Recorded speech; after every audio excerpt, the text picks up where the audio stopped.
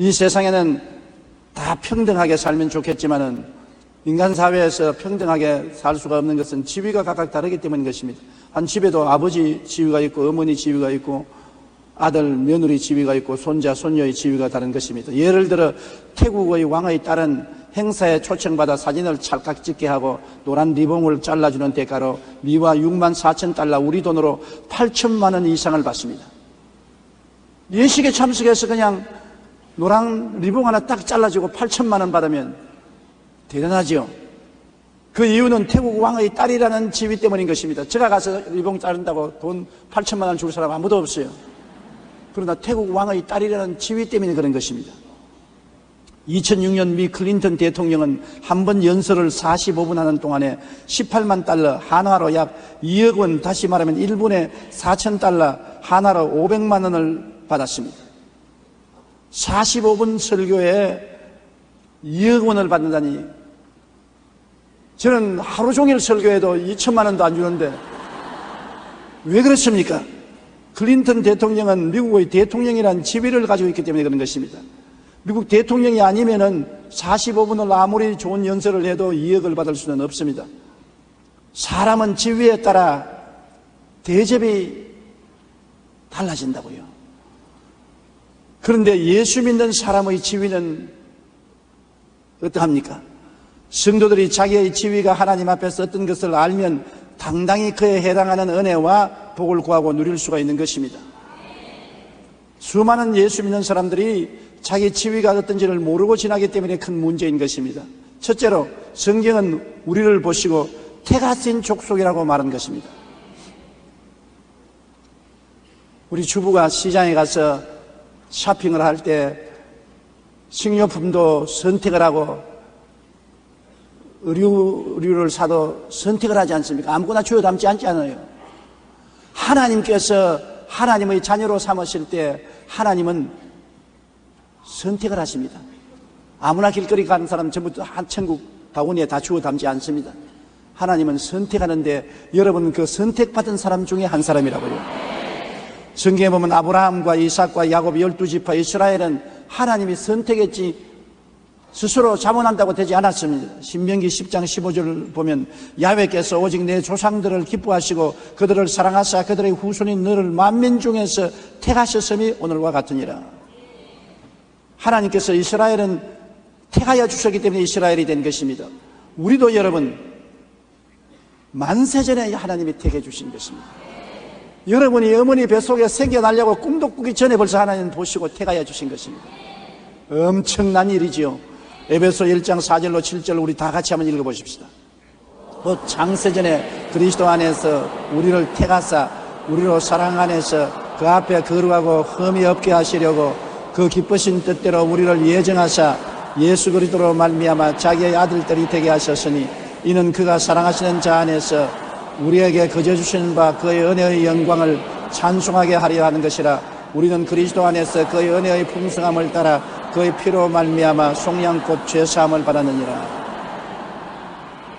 창세전에 하늘과 땅도 만들기 전에 해와 달과 별들도 만들기 전에 이미 하나님은 그리스도 안에서 우리를 택한 것입니다. 한번 나를 따라 말씀해. 나는 창세전에 이미 택함을 받았습니다. 그러니 보통 귀한 존재가 아닙니다. 여러분께서 나 같은 쓰레기 같은 인생 그름더미에서 살다가 그냥 죽으면 그뿐이지. 좋아요, 그렇게 해도. 그러나 하나님이 그렇게 못하도록 만들어 놓았습니다. 왜냐하면 하나님이 여러분을 택하였으니까 택함 받은 사람이 그렇게 살 수가 없단 말입니다. 보통 귀하신 어른들이 아닙니다. 오늘 하나님이 택하신 분들을 이 강단에 모시고 제가 설교를 하고 있으니 보통 조심스럽지 않아서 다리가 덜덜 떨리는 것입니다. 하나님께서 우리를 만세전에 택하시고 그 택하신 것도 누가 택하라 안 택하라 간섭을 해서 한 것이 아니라 하나님은 절대 주권자이기 때문에 하나님이 원하셔서 택한 것이고 원치 아니하면 안 택하는 것입니다. 로마서 9장 10절로 13절에 보면 그뿐 아니라 또한 리브가가 우리 조상 이삭 한 사람으로 말미암아 임신하였는데 그 자식들이 아직 나지도 아니하고 무슨 선이나 악을 행하지도 아니한 때에 택하심을 따라 되는 하나님의 뜻이 행위로 말미암지 않고 오직 부르시는 이로 말미암아 서게 하리 하사 리브가에게 이르시되 큰 자가 어린 자를 섬기리라 하셨나니 기록된 바 내가 야곱은 사랑하고 에서는 미워하다 하심과 같으니라. 리브가가 쌍둥이를 가졌는데 아직 얼굴도 보지 못하고 세상에 태어나지도 않았습니다. 그런데 하나님께서 나는 야곱을 사랑하고 에서는 미워했다. 야곱이나 에서가 이 땅에 태어나서 선악간의 어떤 행동을 해서 그 결과로 그렇게 한 것이 아니라 하나님의 뜻이 그렇게 정한 것입니다. 하나님이 태어나기도 전에 나는 야곱은 사랑하고 에서는 미워했다. 하나님 왜 그렇게 하십니까? 질문할 수 없는 것은 하나님은 절대 주권자요 하나님은 원하신 대로 행하기 때문인 것입니다. 하나님이 하시는 일에 우리가 질문을 할 수 없는 것은 전지전능 무소부지하신 하나님, 하늘과 땅과 세계가 가운데 지은 하나님은 절대 주권을 가지고 계시기 때문에 하나님 하신 일을 우리가 질문할 수 없습니다. 하나님 뭐 저런 사람을 예수 믿게 했었습니까? 내가 원해서 했는데 네가 무슨 잔소리냐? 하나님 왜 저 사람은 안 구원했습니까? 내가 원치 않으니까 구원 안 했는데 네가 무슨 말로 하느냐. 여러분 우리가 결국 구원받은 것은 하나님이 우리를 택해 주시기 때문에 구원받은 것입니다. 로마서 9장 15절로 18절에 보면 모세에게 이르시되 내가 긍휼히 여길 자를 긍휼히 여기고 불쌍히 여길 자를 불쌍히 여기리라 하였으니 그런즉 원하는 자로 말미암음도 아니요 다른 박질하는 자로 말미암음도 아니요 오직 긍휼히 여기시는 하나님으로 말미암으니라. 하나님께서 내가 그 사람을 다 알기 때문에 내가 미리 알므로 긍휼히 여길 자는 내가 긍휼히 여기고 불쌍히 여길 자는 내가 불쌍히 여기니 절대로 편벽되게 하지 않는다는 것입니다. 우리는 다행히 하나님의 긍휼하심을 입었고 불쌍히 여기심을 받았고 하나님의 택하심을 입어서 예수를 믿게 된 것입니다. 예수를 아무리 전도해도 하나님이 그 마음을 안 열어주시면 믿을 수가 없어요. 예수님을 본 적이 있습니까? 악수를 한번 했습니까? 예수님의 음성을 들었습니까? 그렇지 않습니다. 그런데도 불구하고 우리가 예수님을 믿고 사랑하고 헌신합니다. 왜냐하면 하나님이 우리 마음을 열어서 성령을 주셔서 깨닫게 만들어 주셨기 때문인 것입니다. 그러므로 하나님은 절대 주권자라는 것을 알아야 되는 것입니다. 원하는 자를 하나님께서 긍휼히 여기시고 불쌍히 여길 자를 불쌍히 여기시는 결정을 할 수 있는 주권을 가진 하나님인 것입니다. 이러므로 여러분 우리는 보통 사람들이 아닙니다. 아유 나는 별 볼이 없는 사람, 교육도 없고 가문도 없고 돈도 없는 사람, 비천하게 짝이 없는 사람인데 거지같이 살다가 가면 그뿐이지 그렇게 말하는 사람이 간혹 있습니다. 그러나 하나님은 아니다. 내가 너를 택했다. 만왕의 왕 만주의 주가 택했다. 하늘과 땅과 세계와 그 가운데 모든 지으신 분이 너를 불렀다. 영원한 천국과 영광을 주기 위해서 하나님이 택했으니 너는 나의 택함받은 사람이라고 말하니 얼마나 귀한 존재인 것입니까? 여러분은 오늘 하나님 앞에서 귀하고 귀한 존재인 것입니다. 온 세상 사람들 가운데 하나님이 여러분을 알아보시고 여러분을 이름을 불러주시고 택하여 천국 백성의 반열에 들어서게 해주셨으니 할렐루야 감사하고 찬미하지 않을 수 없습니다. 그러므로 여러분의 지위가 뭡니까? 택함받은 지위니까 그 많은 가치가 있다는 그러겠습니다. 무가치한 사람 아닙니다. 나는 가치 없는 사람이라고 생각하지 마십시오. 택함받은 사람이 왜 가치가 없습니까? 가치 없는 사람을 왜 하나님이 택합니까? 여러분은 엄청난 가치가 있기 때문에 하나님이 택하신 것이므로 자기를 가치 없다고 생각하지 말게 되기를 바라는 것입니다. 가치 있으면 가치 있는 대우를 받을 자격이 있다는 것입니다.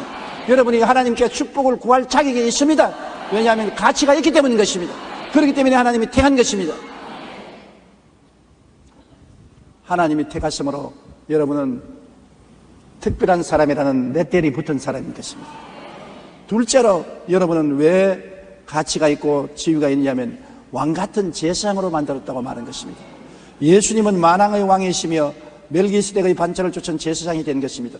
예수님은 하나님의 아들로서 만왕의 왕 만주의 주가 되시고 그와 함께 하나님을 섬기기 위해서 자기의 몸을 찢고 피를 흘려서 제물이 된 것입니다. 여러분, 예수님은 우리를 구원하시고 하나님을 섬기기 위해서 그 몸을 찢고 피를 흘려 속죄 제물이 되시고 속건 제물이 되시고 번제물이 되시고 화목 제물이 되시고 감사 제물이 되어 주신 것입니다. 그러므로 자기의 몸을 찢고 피를 흘려서 자기를 바쳐 하나님 앞에 제사를 드리고 하나님을 영화롭게 한 분이 바로 예수님인 것입니다. 예수님은 하나님 앞에서 우리를 위한 거룩한 제사장이 된 것을 우리가 알아야 되는 것입니다. 하나님께서는 우리를 그냥 받아들일 수 없어요. 아담 안에서 범죄하고 하나님 대적한 버림받은 존재인데 우리의 죄를 청산하고 화목해야 하나님 받아들일 수 있는데 우리의 화목 제물로 예수님이 스스로를 내놓고 몸을 찢고 피를 흘려 당신이 하나님 앞에서 우리를 구원해 주셨으므로 우리의 거룩한 제사장이 되신 것입니다. 히브리서 7장 20절로 21절에 또 예수께서 제사장이 되신 것은 맹세 없이 된 것이 아니니 그들은 맹세 없이 제사장이 되었을 때 오직 예수는 자기에게 말씀하신 이로 말미암아 맹세로 되신 것이라 주께서 맹세하시고 뉘우치지 아니하시니 내가 영원히 제사장이라 하셨도다. 하나님께서 예수님을 영원한 제사장으로 맹세하고 세우시고 예수님은 하나님 앞에 짐승을 잡아서 제물로 드리지 않고 자기의 몸을 찢고 피를 흘려서 제물을 드려서 우리를 위한 속죄 제물이 되시고 속건 제물이 되시고 번제물이 되시고 감사 화목 제물이 되어 주신 것입니다. 그러므로 하나님께서는 예수님을 왕같은 제사장으로 삼은 것 같이 예수님과 하나 된 우리들도 하나님은 왕이요 제사장으로 삼아 주신 것입니다. 보통 사람은 절대로 왕이 되지 못하지 않습니까? 왕이 되려면 왕의 자손으로 태어나야 되는 것입니다. 우리가 하나님이 왕같은 제사장으로 삼은 것은 예수 믿고 하나님의 자녀로 태어났기 때문에 예수님이 왕인 것처럼 우리도 예수님 따라 왕이 된 것입니다. 그리고 예수님이 제사장인 것처럼 우리도 예수님을 하나님께 예배드리는 제사장이 된 것입니다. 여러분, 우리가 왕이 된 것은 로마서 5장 11절에 한 사람의 범죄로 말미암아 사망이 그 한 사람을 통하여 왕노릇하였은즉 더욱 은혜와 의의 선물을 넘치게 받는 자들은 한번 예수 그리스도를 통하여 생명 안에서 왕노릇하리로다. 우리는 왕노릇하기 위해서 태어났지 종노릇하기 위해서 태어나지 않습니다. 여러분, 지위가 무엇입니까? 그리스도와 더불어 왕노릇하기 위해서 태어난 것입니다. 생명 안에서 왕노릇하는 것입니다. 의의 왕이요 거룩한 왕이요 치료의 왕이요 축복의 왕이요 영생을 얻은 왕노릇하기 위해서 태어난 것입니다. 그러므로 하나님의 나라에서 왕으로 인정받는 지위가 있으니 그만한 가치와 대우를 받을 자격이 있는 것입니다. 그리고 우리가 제사장으로 택함받아 우리는 예수님의 찢어진 몸과 흘리신 피를 가지고 하나님께 제사를 드리는 것입니다. 우리는 십자가에 매달린 예수님이 우리의 제물인 것입니다. 옛날에 제사장은 짐승을 잡아서 하나님께 제물로 드렸지만 우리는 짐승으로 제물 드리지 않고 예수님이 십자가에서 이미 제물이 되어 있으므로 예수 그리스도의 찢어진 몸과 흘리신 피와 그 대속의 은총을 가지고 하나님께 예배드리고 감사와 찬송을 드리는 제사장이 된 것입니다. 여러분과 내가 제사장이 된 이상 제사장은 하나님을 예배드리고 하나님께 제사 드리는 사람이기 때문에 항상 예수를 더불어 하나님께 예배에 감사를 드리고 찬양을 드리고 기도를 드려야 되는 것입니다. 오늘날 제사장이 할 일은 십자가를 통하여 예배, 찬송, 감사를 드리는 것이 오늘날 우리 제사장들이 할 역할인 것입니다.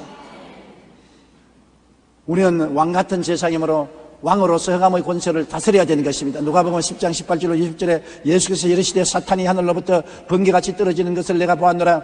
내가 너희에게 뱀과 전갈을 밟으며 원수의 모든 능력을 제어할 권세를 주었으니 너희를 해할 자가 결단코 없으리라.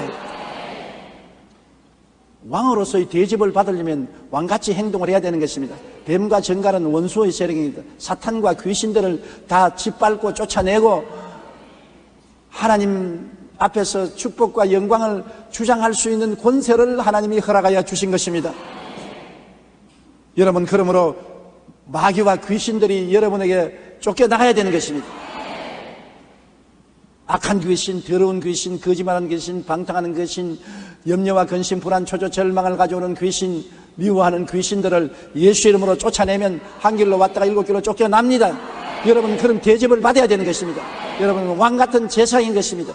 그리고 여러분이 제사장이기 때문에 예수 그리스도를 통해서 하나님께 기도하고 예배드리고 찬송드리고 하나님 찾으면 하나님이 여러분을 반드시 만나 주시는 것입니다. 예수 안 믿는 사람은 하나님 앞에 나갈 수가 없어요. 제사장이 아닙니다. 하나님께 제사 드리러 나갈 수 있는 사람은 제사장만이 할 수 있는 것인데 여러분은 성전에 마음대로 들어가서 예배를 드릴 수 있는 것은 제사장이기 때문에 그런 것입니다. 다른 사람은 성전에 들어갈 수 없어요. 여러분은 영적인 성전에 들어가서 하나님께 예배드리고 감사드리고 찬송드리고 기도할 수 있고 하나님의 응답을 받을 수 있는 것은 왕같은 제사장이 되기 때문인 것입니다. 그러므로 따라 말씀해, 나의 지위는 왕같은 제사장이므로 왕과 제사장의 가치가 있습니다. 가치가 있어요. 하나님 앞에서 신령한 왕이요 제사장으로서의 가치가 있으니까 왕은 왕의 대접이 있어야 되고 제사장은 제사장의 대접을 받습니다. 구약 성경의 왕은 왕으로서 극진히 대접받고 제사장은 정말 백성들의 존경과 추앙을 받는 제사장의 대접을 받는 것입니다. 그런데 여러분이 오늘날 왕이요 제사장인데 그런 대접을 받지 못하고 있는 것은 그 대접을 받도록 여러분이 구하지 않기 때문인 것입니다. 하나님, 나는 왕이니 왕같은 대접을 허락하여 주시옵시고 제사장이니 제사장으로서의 대접을 받도록 축복하여 주시옵소서 하고 기도해야 되는 것입니다.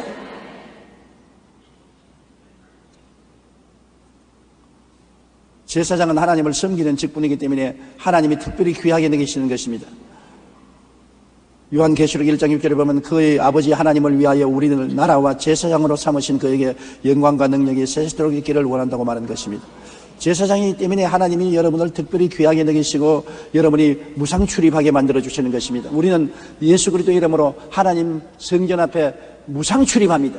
언제나 하나님 앞에 나가면 웰컴, 환영하고 하나님이 우리를 받아주시는 것입니다. 주저주저 할 필요 없습니다. 제사장의 지위를 가지고 있기 때문에 그 지위에 대한 하나님이 대접을 해주시는 것입니다. 셋째로 여러분의 지위는 거룩한 나라인 것입니다.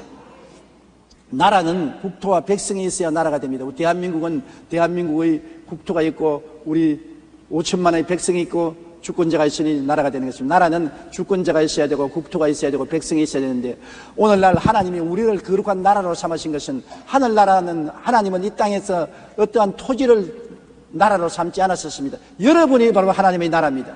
여러분이 하나님의 백성인 것입니다. 내가 하나님의 나라요 내가 하나님의 백성인 것입니다. 그렇기 때문에 하나님은 하나님의 나라와 하나님 백성을 지키기 위하여 천사들을 동원해서 여러분을 호위하고 계신 것입니다. 왜냐하면 우리가 하나님의 나라이기 때문에 하나님 허락 없이 마음대로 우리를 침략할 수가 없는 것입니다. 하나님의 나라요 하나님 백성이기 때문에 하나님이 우리를 지켜야 될 마땅한 처지에 놓여 있는 것입니다. 여러분의 지위는 하나님의 나라요 하나님의 백성이라는 것을 알아야 되는 것입니다. 따라 말씀하시면 내가 바로 하나님의 나라다. 내가 하나님의 백성이다. 어느 대통령이나 임금치고 나라를 지키지 못하고 백성을 지키지 못하면 대통령이나 임금의 자격이 없습니다. 반드시 대통령이나 임금은 나라를 수호하고 백성들을 잘 살게 해야 되는 것입니다. 우리는 하나님의 나라요 하나님 백성이기 때문에 우리의 지도자인 우리의 대통령 우리의 임금님은 하나님인데 하나님이 우리를 지키고 돌봐주는 것은 마땅한 일인 것입니다. 알아야 돼요. 그래야 하나님 앞에서 내 권리를 주장할 수 있고 은혜를 간구할 수가 있는 것입니다. 골로새서 1장 13절에 그가 우리를 흑암의 권세에서 건져내사 그의 사랑의 아들 나라로 옮기셨다고 말한 것입니다. 우리는 하나님의 아들 나라에 들어온 하나님의 나라가 된 것입니다. 시편 100편 3절에 야훼가 우리 하나님이신 줄 너희는 알지어다. 그런 우리를 지으신 이요 우리는 그의 것이니 그의 백성이요 그의 기르시는 양이로다. 우리를 지으시고 하나님이 우리를 백성으로 삼으시고 하나님이 돌보는 양으로 만들어셨으니 하나님은 우리의 왕일 뿐 아니라 우리를 돌보시고 지키시는 보호자가 되신다는 것을 알아야 될 것입니다. 우리는 거룩한 나라가 된 것입니다. 그러므로 하늘나라를 여러분 다른 데서 찾지 마십시오. 누가복음 17장 21절에 또 여기 있다 저기 있다고도 하지 못하니 하나님의 나라는 너희 안에 있느니라. 우리 안에 있으니까 우리가 하늘나라죠. 하늘나라가 어디 있습니까? 뉴욕에 있습니까? 런던에 있습니까? 파리에 있습니까? 여러분 안에 있는 것입니다. 여러분 안에 하늘나라가 있으므로 여러분이 바로 하나님 나라가 되는 것입니다. 마태복음 18장 20절에 두세 사람이 내 이름으로 모인 곳에는 나도 그들 중에 있나니라. 그러므로 여러분이 하나님 나라인데 또한 예수님은 하나님 나라들이 두세 사람 모인 곳에 우리와 같이 있는 것입니다. 그러므로 여기 온통 하늘나라가 지금 이 교회에 임하여 있사오며 예수님이 이 가운데 임하여 있으므로 우리는 지금 하늘나라의 영광과 권세 가운데 있다는 것을 알아야 되고 사람의 모임이 아니라 하늘나라의 모임이라는 것을 알아야 되는 것입니다. 그러니 이곳에 하나님의 기사와 이적이 일어나지 않을 수가 없는 것입니다. 하늘나라가 여러분 가운데 있고 여러분 모인 곳에 예수님이 와 계시고 하나님이 우리 임금이 되시고 우리가 하나님의 백성이 되시니 하나님의 역사가 일어나지 않을 수가 없는 것입니다. 죄는 용서받아야 되고, 마귀는 물러가야 되고, 병은 고침받아야 되고, 저주는 떠나가야 되고, 지옥의 권세는 물러가야 마땅한 것입니다. 그것이 우리의 지위인 것입니다. 우리가 지위를 알면은 지위에 해당한 가치가 있기 때문에 주장할 수가 있는 것입니다. 하늘나라가 우리 안에 있다는 것만 생각해도 여러분 감격적이지 아니할 수 없습니다. 넷째로 그의 소유가 된 백성입니다. 우리의 지위는 하나님의 소유가 된 것입니다. 하나님은 피로 값주고 우리를 사신 것입니다. 사람의 피도 그 생명이거니와 주님은 당신의 피를 다 흘렸기 때문에 생명을 주고 여러분을 샀습니다. 굉장히 비쌉니다. 다이아몬드, 황금이 아닙니다. 예수 그리스도의 피를 주고 여러분을 샀으니 여러분은 굉장히 값어치가 있는 분들인 것입니다.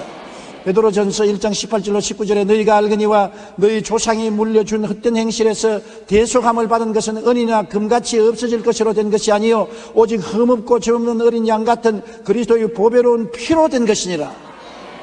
고린도전서 6장 20절에 값으로 산 것이 되었으니 그런즉 너희 몸으로 하나님께 영광을 돌리라. 피값으로 샀다. 피를 흘려서 그 값으로 여러분을 사서 예수 믿게 되고 하나님 백성이 되게 되었으니 여러분 무가치한 사람이 아니지요. 굉장히 비싼 사람인 것입니다. 비싼 사람이므로 하나님이 비싼 대가를 해 주시는 것입니다. 태국의 왕의 딸만 해도 굉장히 비싼 대가를 지불하고야 들어와서 리본 깎게 하시고, 미국 대통령이 연설하는 것은 굉장한 비싼 대가를 지불해야 되는 것입니다. 그만한 가치가 있기 때문인 것입니다. 여러분은 그만한 가치가 있는 것입니다. 택하신 족속이요, 왕같은 제상이요, 거룩한 나라요, 거의 소유된 백성이니 보통 지위가 있고 가치가 있는 것이 아닙니다. 별 볼 일 없는 인생이라고 생각하면 여러분 큰일 납니다. 하나님은 여러분을 소유된 백성으로 사시고 난 다음에 당신의 소유 도장인 인감도장을 찍었습니다. 성령으로 인을 쳐주신 것입니다. 여러분 가슴 속에는 하나님의 인감도장이 찍혀 있는 것입니다. 하나님 천사들도 인정하라고 마귀들도 보고 두려워하는 하나님의 인감도장인 성령의 인을 찍어주신 것입니다. 에베소 1장 13절로 14절 다 같이 읽어보십시다. 그 안에서 너희도 진리의 말씀 곧 너희의 구원의 복음을 듣고 그 안에서 또한 믿어 약속의 성령으로 인치심을 받았으니 이는 우리 기업의 보증이 되사 그 얻으신 것을 속량하시고 그 영광을 찬송하게 하려 하십니다. 하나님이 우리가 하나님의 왕같은 제사이며 거룩한 나라가 되었다는 그 기업의 보증으로서 하나님의 도장인 성령으로 인을 탁 찍어주셨는 것입니다. 그러므로 하나님의 보증하시는 것입니다. 이 사람은 내가 택한 족속이요, 왕같은 제사장이요, 거룩한 나라요, 나의 소유된 백성이다. 이것은 내가 보증한다. 성령으로 인을 쾅 찍어주신 것입니다. 여러분, 그러므로 하나님의 소유가 되어서 귀하니까 하나님이 여러분을 참으로 귀하게 느끼시는 것입니다. 시편 94편 14절에 야훼께서는 자기 백성을 버리지 아니하시며 자기의 소유를 외면하지 아니하시려다. 소유물도 덜 귀한 것이 있고 더 귀한 것이 있습니다. 장독은 귀하기는 귀하지만 그렇게 귀하지 않기 때문에 시골에 보면 마당에 한 구석에 갖다 놓았었습니다. 그러나 화병은 귀하기 때문에 응접실에 갖다 놓았었습니다. 그러나 황금은 집 문갑 안에나 금고 안에 넣어놨었습니다. 귀할수록 더 귀한 곳에 몸 가까이에 갖다 놓은 것입니다. 그러므로 여러분은 예수 그리스도의 피로서 하나님이 값주고 샀으므로 마당에 갖다 놓지 못합니다. 응접실에도 갖다 놓지 못합니다. 안방 하나님 곁 금고에 갖다 넣어놨는데 하나님 보좌 곁에 데리고 있는 것입니다. 하나님은 여러분을 그렇게 가차히 데리고 계신 것입니다. 예수님의 보혈로 값주고 샀기 때문에 너무나 귀함으로 하나님께서 아무데나 던져놓을 수가 없습니다. 그렇기 때문에 하나님 성령을 보내셔서 성령이 여러분을 항상 붙잡고 계신다는 것을 알아야 되는 것입니다. 여러분은 하나님의 재산 목록 1위입니다. 같은 물건이라도 그 소유주가 누구냐에 따라서 가치가 매우 다릅니다. 유명한 미국의 가수였던 엘비스 프레슬리가 쓰던 기타는 일반 사람이 쓰던 기타와 비교할 수 없어 엄청난 가격에 팔렸습니다. 똑같은 기타인데 다른 사람이 쓰는 기타는 별 가치 없어요. 우리 성가대 여러분이 쓰는 기타는 내가 공짜로 줘도 안 받아요. 난 탈 줄도 모르니까. 그러나 엘비스 프레슬리가 쓰는 기타는 주면 내가 집에 가져가요. 기타가 귀해서 그런 게 아니라 그 기타를 쓴 주인이 귀하기 때문에 가치가 있는 것입니다. 여러분, 피카소가 그림을 그리다가 안 돼서 내버린 종이 한 장이 얼마에 팔렸느냐? 집 한 채 값에 팔립니다. 종이 한 장인데요. 그것도 그림 그리다가 그림 잘못 그려서 던져버린 그 종이가 집 한 채 많은 값이 있습니다. 왜냐? 내가 그리다가 내버렸으면 휴지통에 가고 아무도 주워 가는 사람은 없습니다. 피카소가 그렸기 때문에 그런 것입니다. 피카소라는 사람이 만진 종이기 때문에 그렇게 귀해요. 미국에서 보물로 삼고 있는 글상이 하나 있습니다. 요사이 글상이 얼마나 많습니까? 그런데 무슨 글상이 그렇게 귀한 보물이 링컨 대통령이 앉았던 글상인 것입니다. 미국 16대 대통령 아브라함 링컨이 앉았던 글상은 너무나 값이 비싸서 아주 보물로 보존하고 있는 것입니다. 똑같은 물건인데 그 물건을 누가 소유하고 있느냐, 누가 사용했느냐에 따라서 값어치가 나는 것입니다.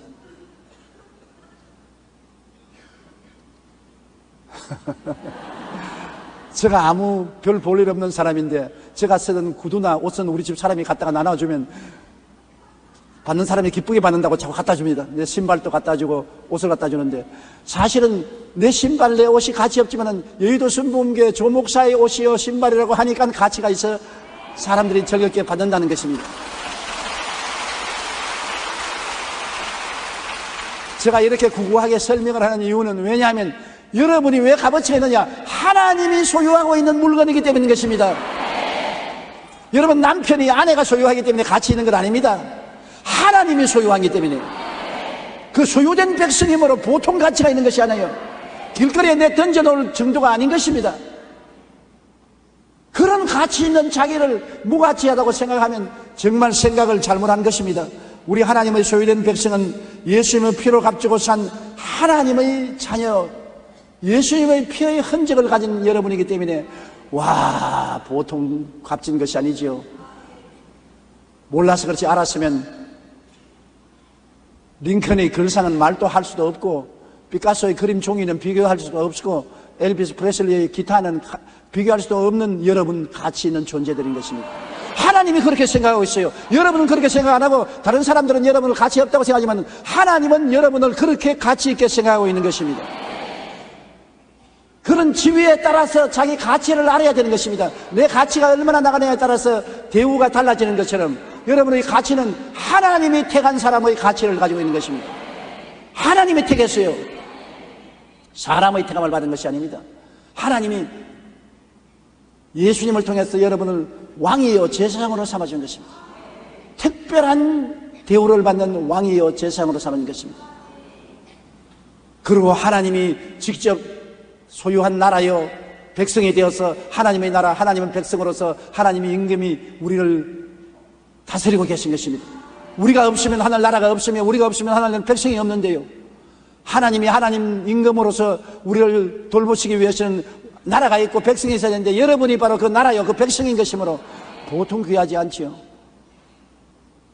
하나님이 하나님으로서의 다스리기 위해서는 여러분이 필요한 것입니다. 그러고는 하나님이 소유된 백성인 것입니다. 하나님이 친히 소유하고 있는 백성인 것입니다. 기타가 아닙니다. 종이 한 장이 아닙니다. 글상이 아닙니다. 유명한 사람이 그 기타를 쓰고 그 종이를 쓰고 그 글상에 앉았다고 그것이 천정 모를 가치가 있는데 유명한 사람이 아닌 우주와 만물을 지으신 하나님이 소유한 백성이니 가치 있어요. 가치 있어요. 가치 있어요. 자기를 무가치하게 생각하지 마십시오. 여러분 귀하고 아름다운 가치 있는 사람이요. 하나님이 그렇게 생각하기 때문에 그런 믿음을 가지고 기도하면 하나님께서 응답하셔서 영혼이 잘됨같이 범사에 잘됨에 강건하고 생명을 얻게 넘치게 얻게 해주시는 것입니다. 무엇을 먹을까, 무엇을 입을까, 무엇을 마실까 염려하지 말라. 이는 다 이방인들이 염려하는 것이요, 너희 천부께서는 이 모든 것이 너에게 있어야 될 줄을 아시나니라. 그 나라와 그 일을 먼저 구하라. 그러면 이 모든 것을 더하여 주시리라고 하신 것입니다. 그러므로 여러분 스스로가 여러분을 비하하지 마십시오. 여러분을 천대하지 마십시오. 여러분을 무시하지 마십시오. 멸시하지 마십시오. 하나님은 여러분을 무시하거나 멸시하거나 천하게 생각하지 않습니다. 하나님이 아이고 내 백성이여 얼마나 귀하냐 친히 택하여 주시고 하나님이 왕같은 제사장으로 자격을 주시고 거룩한 나라로 만들어 주시고 그 소외된 백성으로 만들어주시니 여러분의 지위는 엄청나게 큰 지위를 가지고 있는 것입니다. 지위는 언제나 가치가 따른 것입니다. 사장이란 지위를 가지면 사원이란 지위를 가진 사람보다 월급이 훨씬 많습니다. 대통령이라는 지위와 평균이라는 지위는 지위가 다르기 때문에 여러분 대접도 다른 것입니다. 여러분은 오늘 이와 같은 지위를 가졌으므로 대접을 달리 받을 수가 있습니다. 택하신 족속으로서의 지위를 가지고 왕같은 제사장의 지위를 가지고 거룩한 나라의 지위를 가지고 그 소외된 백성의 지위를 가지고 있습니다. 지위를 가지고 있어요. 지위가 없는 사람 아닙니다. 아무리 세상이 어렵고 불경기가 되더라도 지위는 지위인 것입니다. 지위는 가치가 있는 것입니다. 지위에 따라 대접이 달라지는 것입니다. 여러분 대접받아야 돼요. 하나님께서 대접해 주시는 것을 기쁨으로 받아들여야 되는 것입니다. 여러분께 지위를 주신 하나님은 지위에 따라 대접을 주십니다. 그러므로 지위를 따라서 여러분이 하나님께 기도하면 하나님이 대접해 주시는 것입니다. 그렇기 때문에 긍정적이고 적극적인 마음을 가지고 강하고 담대하십시오. 위축되지 마십시오. 뒤로 물러가지 마십시오. 용기를 가지십시오. 두려워하고 놀라지 마십시오. 강하고 담대하십시오. 믿음으로 기도하십시오. 하나님이 기적을 베풀어 줄 것을 믿으십시오. 좋은 일이 일어날 것을 기대하십시오. 꿈을 가지십시오. 담대하게 긍정적으로 말을 하십시오.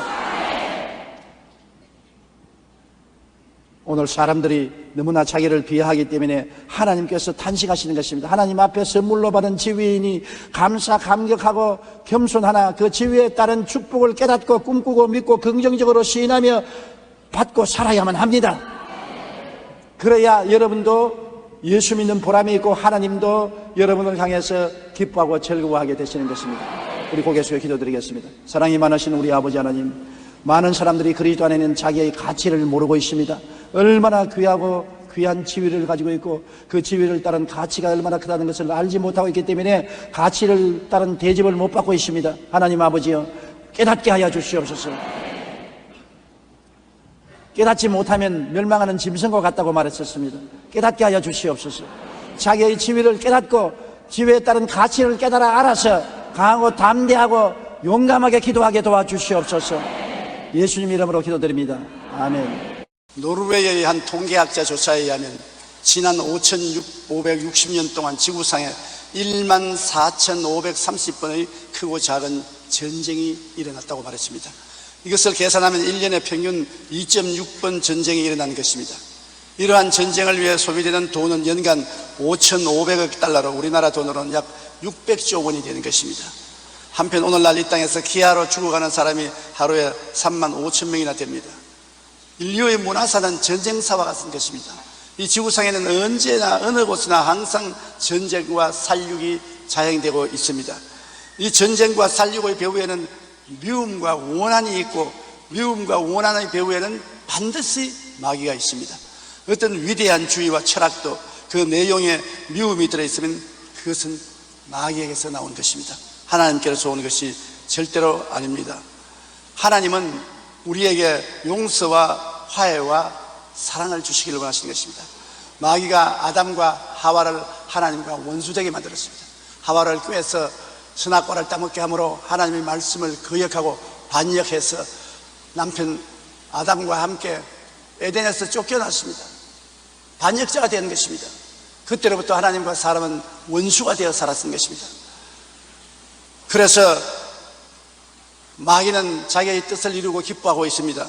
요한복음 8장 44절에 너희는 너희 아비 마귀에게서 났으니 너희 아비의 욕심대로 너희도 행하고자 하느니라. 그는 처음부터 살인자요 진리가 그 속에 없으므로 진리에 서지 못하고 거짓을 말할 때마다 제 것으로 말하니 이는 그가 거짓말쟁이요 거짓의 아비가 되었습니다. 마귀는 거짓의 앱입니다. 속입니다. 사람과 사람 서로 속여서 서로 원한을 갖게 만드는 것이 마귀가 하는 일인 것입니다. 600만 유대인과 수많은 동족을 죽음으로 몰아넣은 히틀러는 많은 사람들에게 강인한 정신력의 소유자로 알려졌습니다. 정신력이 강한 사람이다. 굉장한 사람이다.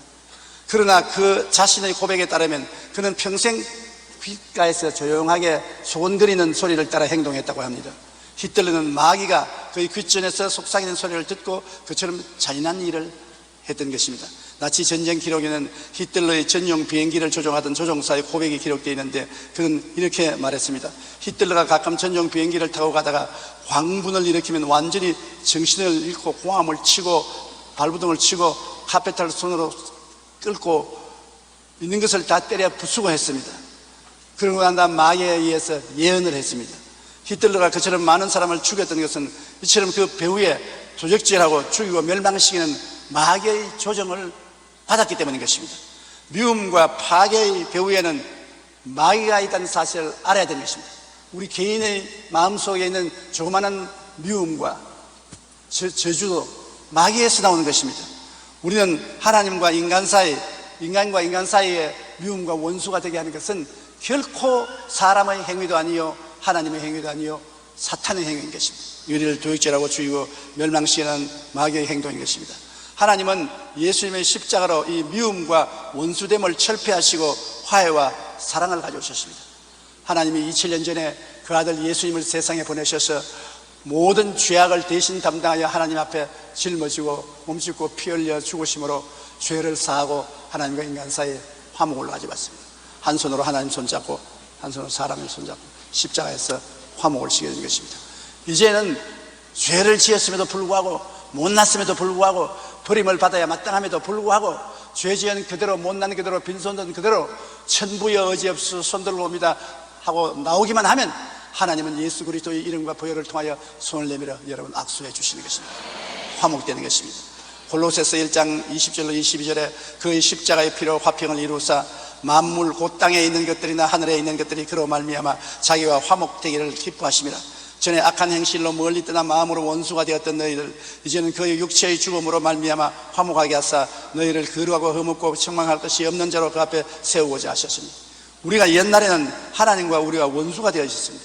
그러므로 우리가 아무리 기도한들 하나님이 원수의 기도를 들을 리가 없습니다. 그러나 이제는 예수님으로 말미암아 화목되어서 하나님의 은혜로 거룩하고 의롭고 영광스러운 삶을 살도록 해주셨으니 언제 어디서나 하나님 아버지의 이름을 부르면 하나님이 그 자리에 와 계신 것입니다. 하나님과 우리 거리는 이제 사랑과 화목으로 가까워졌습니다. 하나님이 우리 안에, 우리가 하나님 안에 있는 그러한 아름다운 생활을 하게 된 것입니다.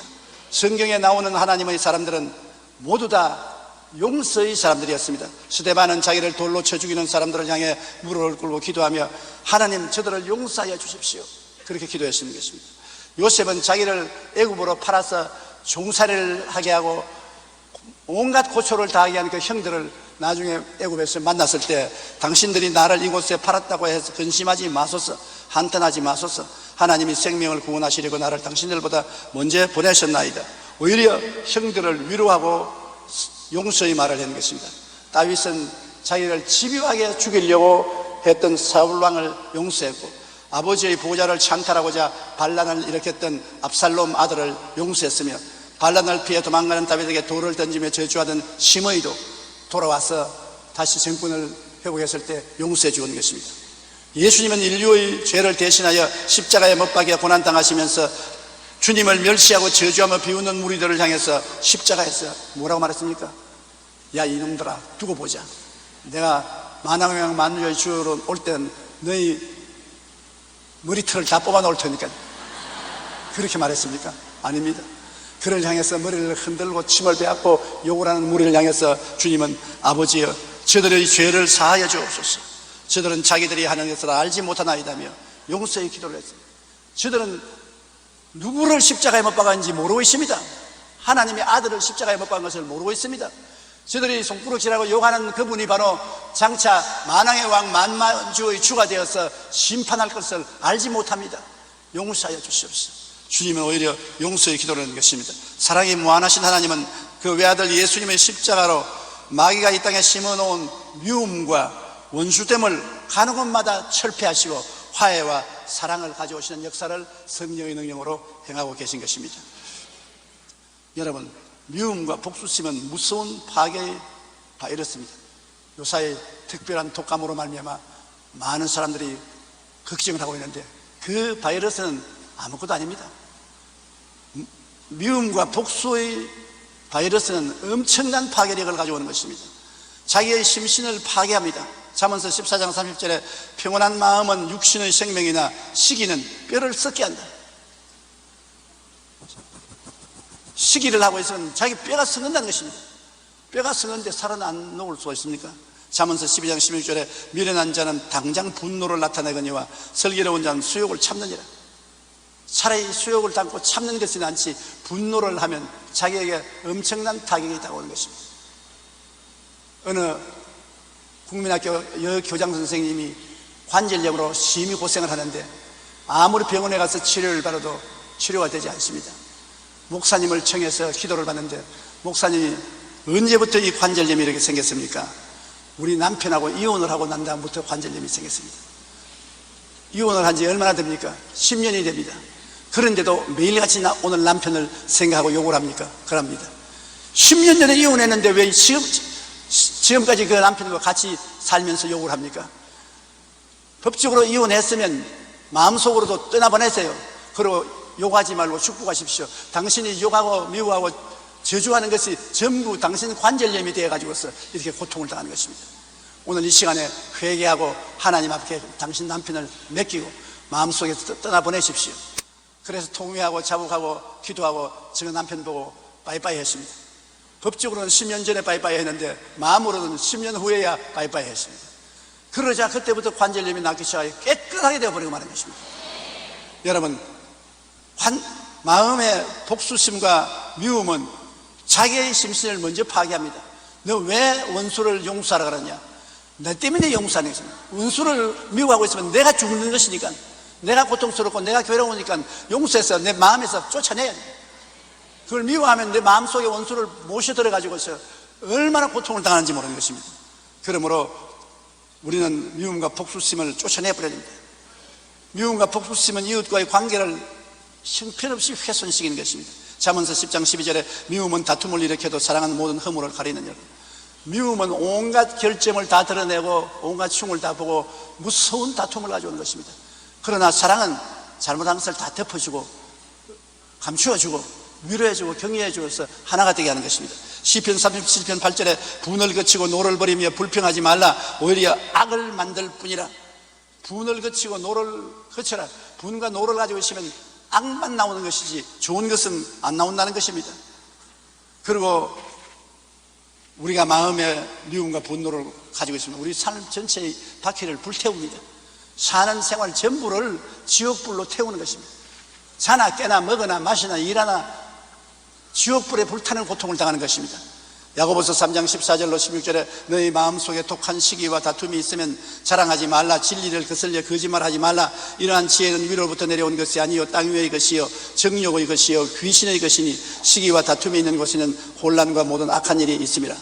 시기와 다툼이 있는 곳에는 혼란과 악이 있고 귀신이 있습니다. 귀신이 마음에 시기와 분노와 다툼을 일으키고 그것에 불을 자꾸 놓아서 고통을 가져와서 도적질하고 죽이고 멸망시키는 일을 하는 것입니다. 저는 굉장히 존경하고 감동을 받는 정치인 한 사람이 있습니다. 남아공의 넬슨 만델라 대통령인 것입니다. 남아공의 넬슨 만델라 대통령은 약 26년 동안 외딴 섬의 감옥에 갇혀 있었습니다. 그는 가장 중한 정치범으로 간주되며 면회는 6개월에 한 번밖에 안 되었고 편지도 한 통밖에 허용되지 않았습니다. 흑인이기 때문에 분리주의자인 백인들에게 미움을 받았어 무척 고통을 당하고 감옥에 들어가 있었습니다. 독방에 갇힌 지 4년째 되는 해에 그의 어머니가 돌아가셨고 이듬해 그 큰 아들마저 자동차 사고로 죽었지만 장례식에도 갈 수 없었습니다. 그의 아내의 딸들은 영문도 모른 채 강제로 집에서 쫓겨났고 둘째 딸은 우울증으로 시달렸습니다. 감옥에 갇힌 지 14년째가 되는 때 그의 맏딸이 아기를 낳아 면회를 왔습니다. 그리고 미리 보낸 편지에 부탁한 대로 아기의 이름을 지어달라고 아버지에게 부탁을 했습니다. 아버지는 그 딸에게 쪽지를 내주었습니다. 딸은 그 쪽지를 조심스럽게 펴보고 그만 복받쳐 오르는 감정을 참지 못하여 통곡을 했습니다. 그 쪽지에는 그 딸의 이름을 이즈벨이라고 하라, 즉 희망이라고 하라. 그 절망 상태에 있는 아버지가 손녀의 이름을 희망이라고 지어줬습니다. 그는 끝까지 포기하지 않았고 드디어 감옥에서 나와 남아프리카 공화국의 대통령이 된 것입니다. 그쯤 되었으면 이제는 칼을 뽑아서 자기를 한평생 감옥살이 시킨 원수들을 벌할 때가 온 것입니다. 또 다 그렇게 할 것이라고 생각했습니다. 그런데 그는 첫 번째 한 일이 당시의 대주교를 위원장으로 하여 진실과 화해위원회를 설치하고 용서와 화해를 강조하고 용서와 화해를 하는 사회를 만들어낸 것입니다. 그 마음에 감동이 됩니다. 오랜 시간 모진 감옥 생활을 했지만 남아프리카의 만연한 미움과 복수의 악순환을 끊고 용서와 화해와 평화의 나라를 만들기 위해 노력했던 것입니다. 미움과 복수심은 자기의 심신을 파괴하고 이웃과의 관계를 훼손시킵니다. 하나님은 예수님의 십자가로 이 땅의 미움의 원수를 철폐하시고 화해와 사랑을 가져오시고 계십니다. 그러므로 우리 역시 무엇보다 먼저 서로 용서하고 화해하고 사랑하는 것이 절실히 필요합니다. 우리가 세계 평화와 국가와 민족을 위해서 기도했지만은 내 마음속에 미움과 원한을 품고 있으면서 아무리 기도해봤자 세계 평화도 조국의 평화도 오지 않습니다. 하나님은 우리 마음속에 미움과 분노가 있으면 우리의 기도를 듣지 않은 것입니다. 요한 1서 4장 20절에 누구든지 하나님을 사랑하노라 하고 그 형제를 미워하면 이는 거짓말하는 자니 보는 바 그 형제를 사랑하지 아니하는 자는 보지 못하는 바 하나님을 사랑할 수 없나니라. 눈에 보이는 형제를 사랑하지 못하는데 눈에 안 보이는 하나님 사랑합니다 그건 거짓말이라고. 이만큼 심각하게 하나님은 미움과 분노를 생각하는 것입니다. 우리는 마음속에 미움과 분노를 가지고는 하나님을 사랑한다고 말할 수가 없는 것입니다. 그러므로 어찌하든지 용서하며 사는 길을 선택해야 되는 것입니다. 어찌 용서를 할 수 있습니까? 우리 사람들은 나하고 저 사람이 서로 다르다고 해서 원수가 되는 것입니다. 똑같을 수가 없는 것입니다. 언제나 상대와 나는 다를 수 있다는 것을 이해하고 대화해야 되는 것입니다. 나와 똑같이 생각하라고 할 권한이 없습니다. 나와 다르다고 욕할 이유도 없습니다. 사람들은 다 자기 개성이 있기 때문에 다를 수가 있는 것입니다. 대화로서 서로 조화를 하고 나가야 되는 것입니다. 에베소 4장 32절에 서로 친절하게 하며 불쌍히 여기며 서로 용서하기를 하나님이 그리스도 안에서 너희를 용서하심과 같이 하라. 서로 친절하고 대화하고 이해하고 동정하고 사랑하라는 것입니다. 골로새 3장 13절로 14절에 누가 누구에게 불만이 있거든 서로 용납하여 피차 용서하되 주께서 너희를 용서하신 것 같이 너희도 그리하고 이 모든 것 위에 사랑을 더하라. 이는 온전하게 맺는 띠니라. 용서와 사랑, 이것이 개인도 가정도 사회도 국가도 평안하게 만드는 것입니다. 인도의 성자라고 불리던 간디가 어느 날 폭력배들에게 심한 폭행을 당했습니다. 이 일로 간디는 법정의 정은대에 서게 되었는데 많은 사람들이 모여있는 그 자리에서 간디는 뚜렷한 목소리로 이렇게 말했습니다. 저기 앉아있는 피고인들은 나에게 어떤 원한을 품고 있었기에 나를 때렸는지 나는 어떤 원한을 그들에게 주었는지 모르겠습니다. 나는 저들을 알지도 못하고 또한 내 개인적으로 아무 원한도 갖고 있지 않습니다. 저 사람들이 나를 미워한다고 나도 저들을 미워할 이유가 없습니다. 미움은 미움에 의해 풀어지지 않기 때문입니다. 그러므로 나는 저들을 석방하기를 요구합니다. 자기를 폭행한 사람들을 폭행죄로 감옥에 집어넣지 아니하고 용서해주고 풀어주는 것입니다. 놀라운 일이 아니겠습니까? 사람들의 감정은 그렇게 편안하지 못합니다. 우리와 상대는 서로 생각이 다를 수 있다는 것을 인정하고 최대한 이해하고 함께 대화하도록 노력합니다. 이해와 대화를 할 때 상대의 사정을 더욱 잘 알게 되고 진정으로 용서할 수 있게 되는 것입니다. 그리고 언제나 우리가 생각하기를 모든 일은 정의로운 판단을 하나님이 해주신다는 것입니다. 하나님은 아무 말도 안 하고 계신 것 같지만 우리의 모든 행동을 살피고 계십니다. 사람이 무엇으로 심든지 그대로 거둔다고 말씀하셨습니다. 잠언 20장 20절에 너는 악을 갚겠다고 말하지 말고 야훼를 기다리라. 그가 너를 구원하시리라. 로마서 12장 19절에 내 사랑하는 자들아 너희가 친히 원수를 갚지 말고 하나님의 진노하심에 맡기라. 기록되었을 때 너희 원수 갚는 것이 내게 있으니 내가 갚으리라고 주께서 말씀하십니다. 하나님은 사랑만 하는 것이 아니라 원수 갚는 것도 하나님이 하신다는 것입니다. 도를 넘치게 악을 행하도록 하나님은 버려놓지 않습니다. 행악자를 인하여 불평하지 하지 말며 불의를 행하는 자를 투기하지 말지어다. 저희는 풀과 같이 속히 배임을 볼 것이며 푸른 채소같이 쇠잔할 것이라는 것입니다. 그러므로 악을 행하고 불의를 행하면서 창성해질 것이라고 생각하는 것은 큰 엉터리입니다. 우주를 지으신 하나님이 지금도 보좌에 앉아 계십니다. 때가 오면은 하나님이 풀 마르듯이 마르고 잎사귀 마르듯이 마르게 하는 것입니다. 그렇기 때문에 원수를 우리가 직접 갚지 말고 하나님께 맡기면 하나님께서 갚아주겠다는 것입니다. 미우라 아야코가 쓴 빙점에는 이런 이야기가 있습니다. 한 여인이 눈 덮인 언덕길을 향하여 걷고 있었습니다. 왜냐하면 자기가 알고 보니까 여태까지 어머니로 모셨던 분이 자기 친어머니가 아니었다는 것입니다.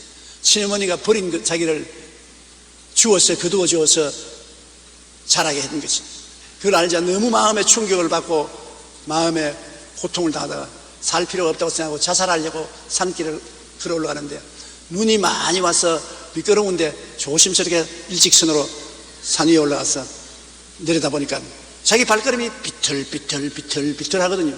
자기는 바르게 왔다고 했는데 걸어온 발걸음을 위에 올라가 보니까 눈자국에 비틀비틀 하고 있던 거예요. 거기에서 그 마음에 크게 깨닫고 생각을 바꾸었습니다. 자신은 똑바로 온다고 왔는데 발자국이 이리 삐뚤어져 있는 것을 보니 인생에 자기는 옳다고 생각했는데 하나님이 보시기에는 완전히 삐뚤어진 인생을 사는 것이 될 수도 있는구나.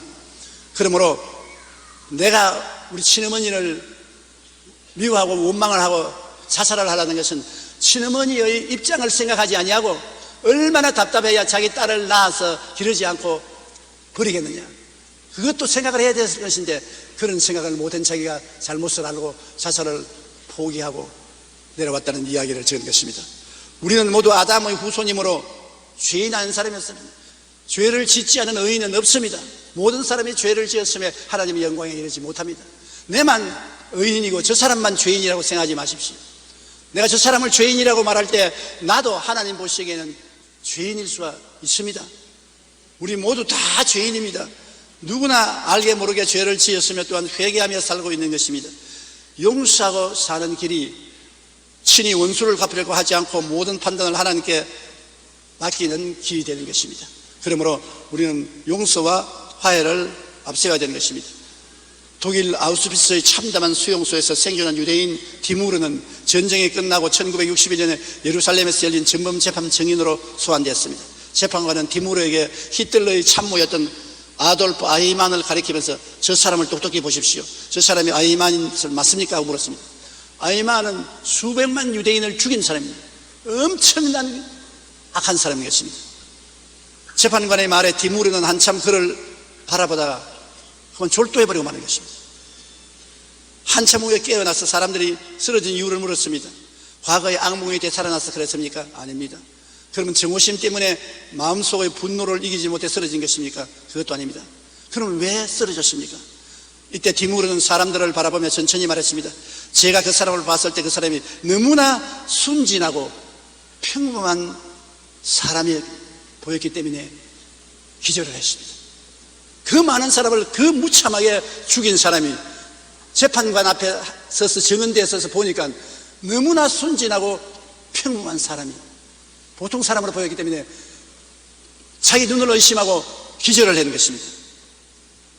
왜 그러냐면 그는 잠시 생각을 하더니 나도 아이만이 될 수 있다는 사실을 그 시에 깨닫고 그를 보고 확인한 수는 그동안에 내 마음속에 쌓아둔 미움과 분노와 정오는 그를 당장이라도 처참하게 죽이고 싶다는 생각이 들어 저 역시 저 아이만과 다를 바 없다는 생각에 놀란 것입니다.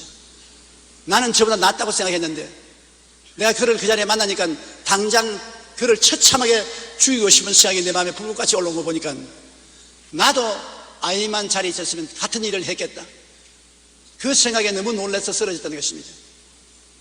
여러분, 우리가 나쁜 사람 보고 손가락질을 하지만 우리도 그 처지에 떨어지면 그렇게 하고도 남은 일이 많습니다. 이러므로 쉽게 비평하지 말고 남의 입장에 서서 충분히 생각하고 하나님께 맡기고 기도해 주는 것이 제일 좋습니다. 로마서 3장 23절에 바울 선생은 모든 사람이 죄를 범하였으며 하나님의 영광에 이르지 못하더니 그라고 말했습니다. 우리는 모두 죄인이요 정의로운 판단은 오직 하나님만이 하시는 것입니다. 언제나 용서와 사랑을 위하여 기도하는 것이 좋습니다. 우리가 용서와 사랑을 하기가 힘듭니다. 그러므로 기도를 해야 돼요. 저도 50년 동안 목회하면서 나에게 가시 노릇하는 성도들과 재직들이 많이 있었습니다. 눈을 감아도 잠이 안 올 만큼 가시 노릇을 했습니다. 용서와 사랑을 말로서 한다고 하지만 안 됩니다. 하나님께 기도하고 성령님의 도우심을 받아야 내 마음속에 용서와 사랑이 나오는 것을 체험했습니다. 용서와 사랑은 내 힘으로 안 되기 때문에 성령이 하나님의 능력으로 용서와 사랑을 하도록 만들어 주시는 것입니다. 기도해야 돼요. 미운 남편을 용서하고 사랑하게 됩니까? 오락선이 보기 싫어서 들어오면 얼굴을 돌려버리죠.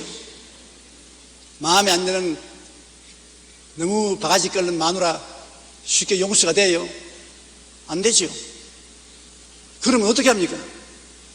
안 된다고 그대로 내버려 놓겠습니까? 용서와 사랑을 하게 해달라고 기도를 해야 되는 것입니다. 내 힘으로 안 되니까 하나님 도움을 받아야지. 하나님은 도와주시기 위해서 성령을 우리에게 보내신 것입니다. 구하라 주실 것이요 찾아라 찾을 것이요 물들여 열릴 것이라 했습니다.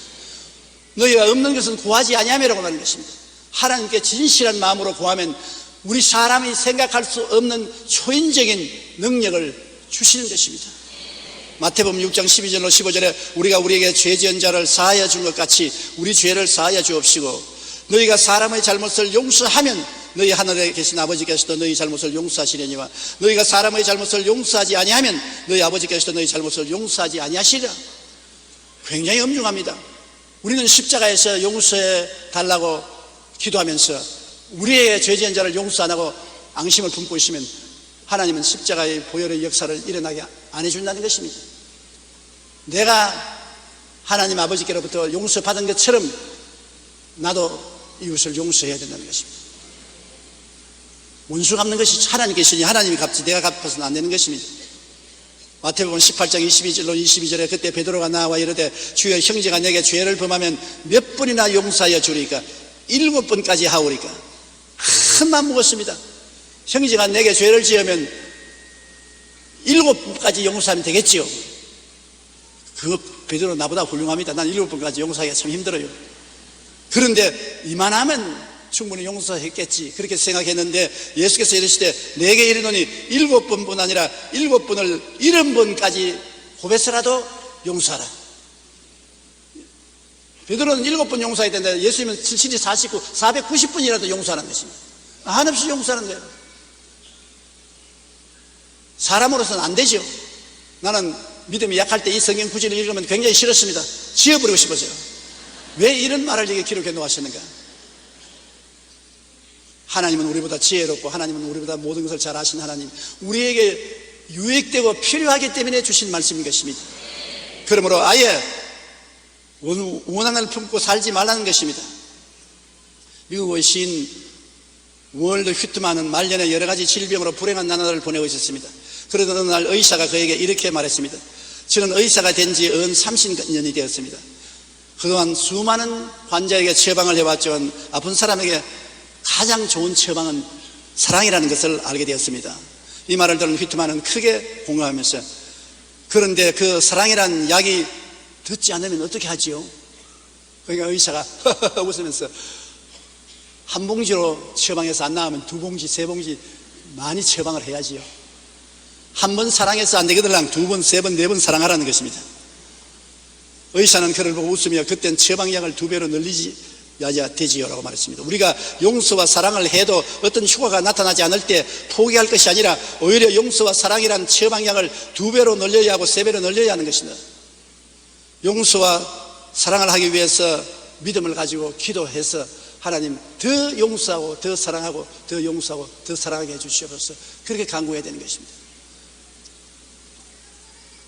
여러분 들으면서 마음속에 목사가 저렇게 설교하면서 자기는 그렇게 하냐? 그런 질문이 있을 것입니다. 나도 못해요. 나는 여러분에게 설교하는 것이 아니라 날 보고 설교하고 있는 것입니다. 이렇게 하려고 저도 결심을 하고 하나님께 기도하고 있습니다. 우리는 모두 다 똑같은 인간으로 하나님의 도우심이 없이 무엇을 할 수 있겠습니까? 그 다음에 우리가 마지막에 해야 될 것은 기억에서 지워버려야 되는 것입니다. 네가 나에게 잘못하는 것을 기억하고 있으면 안 돼요. 기억에서 지워버려야 돼요. 내가 죄를 용서하면 하나님은 나의 죄를 기억지 아니하신다고 말하는 것입니다. 내가 과거에 죄를 수없이 지었는데 하나님께 회개에 나오면 하나님이 다 잊어버린다는 것입니다. 하나님은 기적 중에 하나가 잊어버리는 기적인 것입니다. 우리가 옛날에 지은 죄를 자꾸 회개하면 그거 무슨 말이냐? 아버지, 내 이런 죄를 지었지 않습니까? 나 벌써 잊어버리고 모른다. 하나님은 좋은 일에만 다 기억하는 것이 아니라 나쁜 일은 용서해주고 건망증이 계셔서 잊어버리는 것입니다. 깨끗이 잊어버리는 것입니다. 히브리서 8장 12절에 내가 그들의 불의를 긍휼히 여기고 그들의 죄를 다시 기억하지 아니하리라 하셨느니라. 다시 기억하지 않는다. 하나님이 기억하지 않는 것을 봐도 나는 자꾸 기억해서 말을 합니까? 진실로 한번 회개했으면 하나님은 영원히 기억해서 지워버린 것입니다. 이사야 44장 22절에 내가 내 허물을 빽빽한 구름같이 내 죄를 안개같이 없이 하였으니 너는 내게로 돌아오라. 내가 너를 구속하였습니다. 기억해서 지워버린다는 것은 얼마나 중요한지 몰라요. 존 브로크만은 그의 책 지난 2000년 동안의 위대한 발명에 인류의 위대한 발명품 121가지를 소개했는데 인쇄술, 전기, 비행기, 컴퓨터, 인터넷 등이 포함되어 있는데 그게 예외로 한 가지 놀라운 발명품이 포함되어 있는 것은 뭐냐면 지우개입니다. 지금까지 발명한 발명품 중에 지우개가 그 중에 하나가 들어간다는 것입니다. 존 브로크만에 의하면 지우개가 발명되면서 비로소 인류의 기록 문화가 극적으로 발전하게 되었기 때문이라는 것입니다. 왜 그러냐 하면 지우개가 없을 때는 음악가들이 악보를 적어 나가다가 잘못했으면 그걸 다 찢어서 내버리고 새로 적어야 되는 것입니다. 그러나 지우개가 생겼기 때문에 악보를 적어 나가다가 잘못하면 삭삭삭 지워버리고 새로 하고, 화가가 그림을 그리다가 잘못하면 옛날에는 그 전체 그림을 찢어버려야 되는데 지우개가 생겨난 다음 그림을 그리다가 잘못되면 지우개로 삭삭삭 지워버리고 새로 그 위에 그림을 그릴 수 있게 됐다는 것입니다. 그래서 시인과 음악가, 작품들이 모두 현재와 같이 완성들을 이루는 것은 지우개 때문에 그렇게 됐다는 것입니다. 위에 대한 충재주이신 하나님도 실수투성이인 우리 인생을 위해 예수님의 십자가 용서라는 지우개를 사용하신 것입니다. 이 지우개가 없었다면 우리 인생은 늘 고칠 수 없는 실수와 죄 가운데 빠져나올 수 없을 것입니다. 용서하며 사는 길은 예수님의 십자가를 가슴에 끌어안고 아픈 상처를 기억해서 지워버리는 것입니다. 내가 예수님의 십자가를 안고 내 남편의 죄를 지워버리고, 아내의 죄를 지워버리고, 자식의 죄를 지워버린다. 부모님의 죄를 지워버린다. 이웃의 죄를 지워버린다. 내 힘으로는 안 된다. 십자가 보혈의 지우개인 것입니다. 십자가의 보혈을 끌어안고 더 모든 원한을 다 지워버리고 풀어버리고 그 대신에 사랑과 화해를 가져오면 이것이 참 크리스찬의 생활인 것입니다. 하나님은 세상을 이처럼 사랑하사 독생자를 주셨으니 누구든지 저를 믿으면 멸망치 않고 영생을 얻으리라. 십자가에서 하나님은 모든 우리의 죄를 다 지워버린 것입니다. 그리고 두 손을 활짝 내밀고 우리를 있는 그대로, 못난 그대로, 빈손 그대로 받아들여 주시는 것입니다. 사랑해 주시는 것입니다.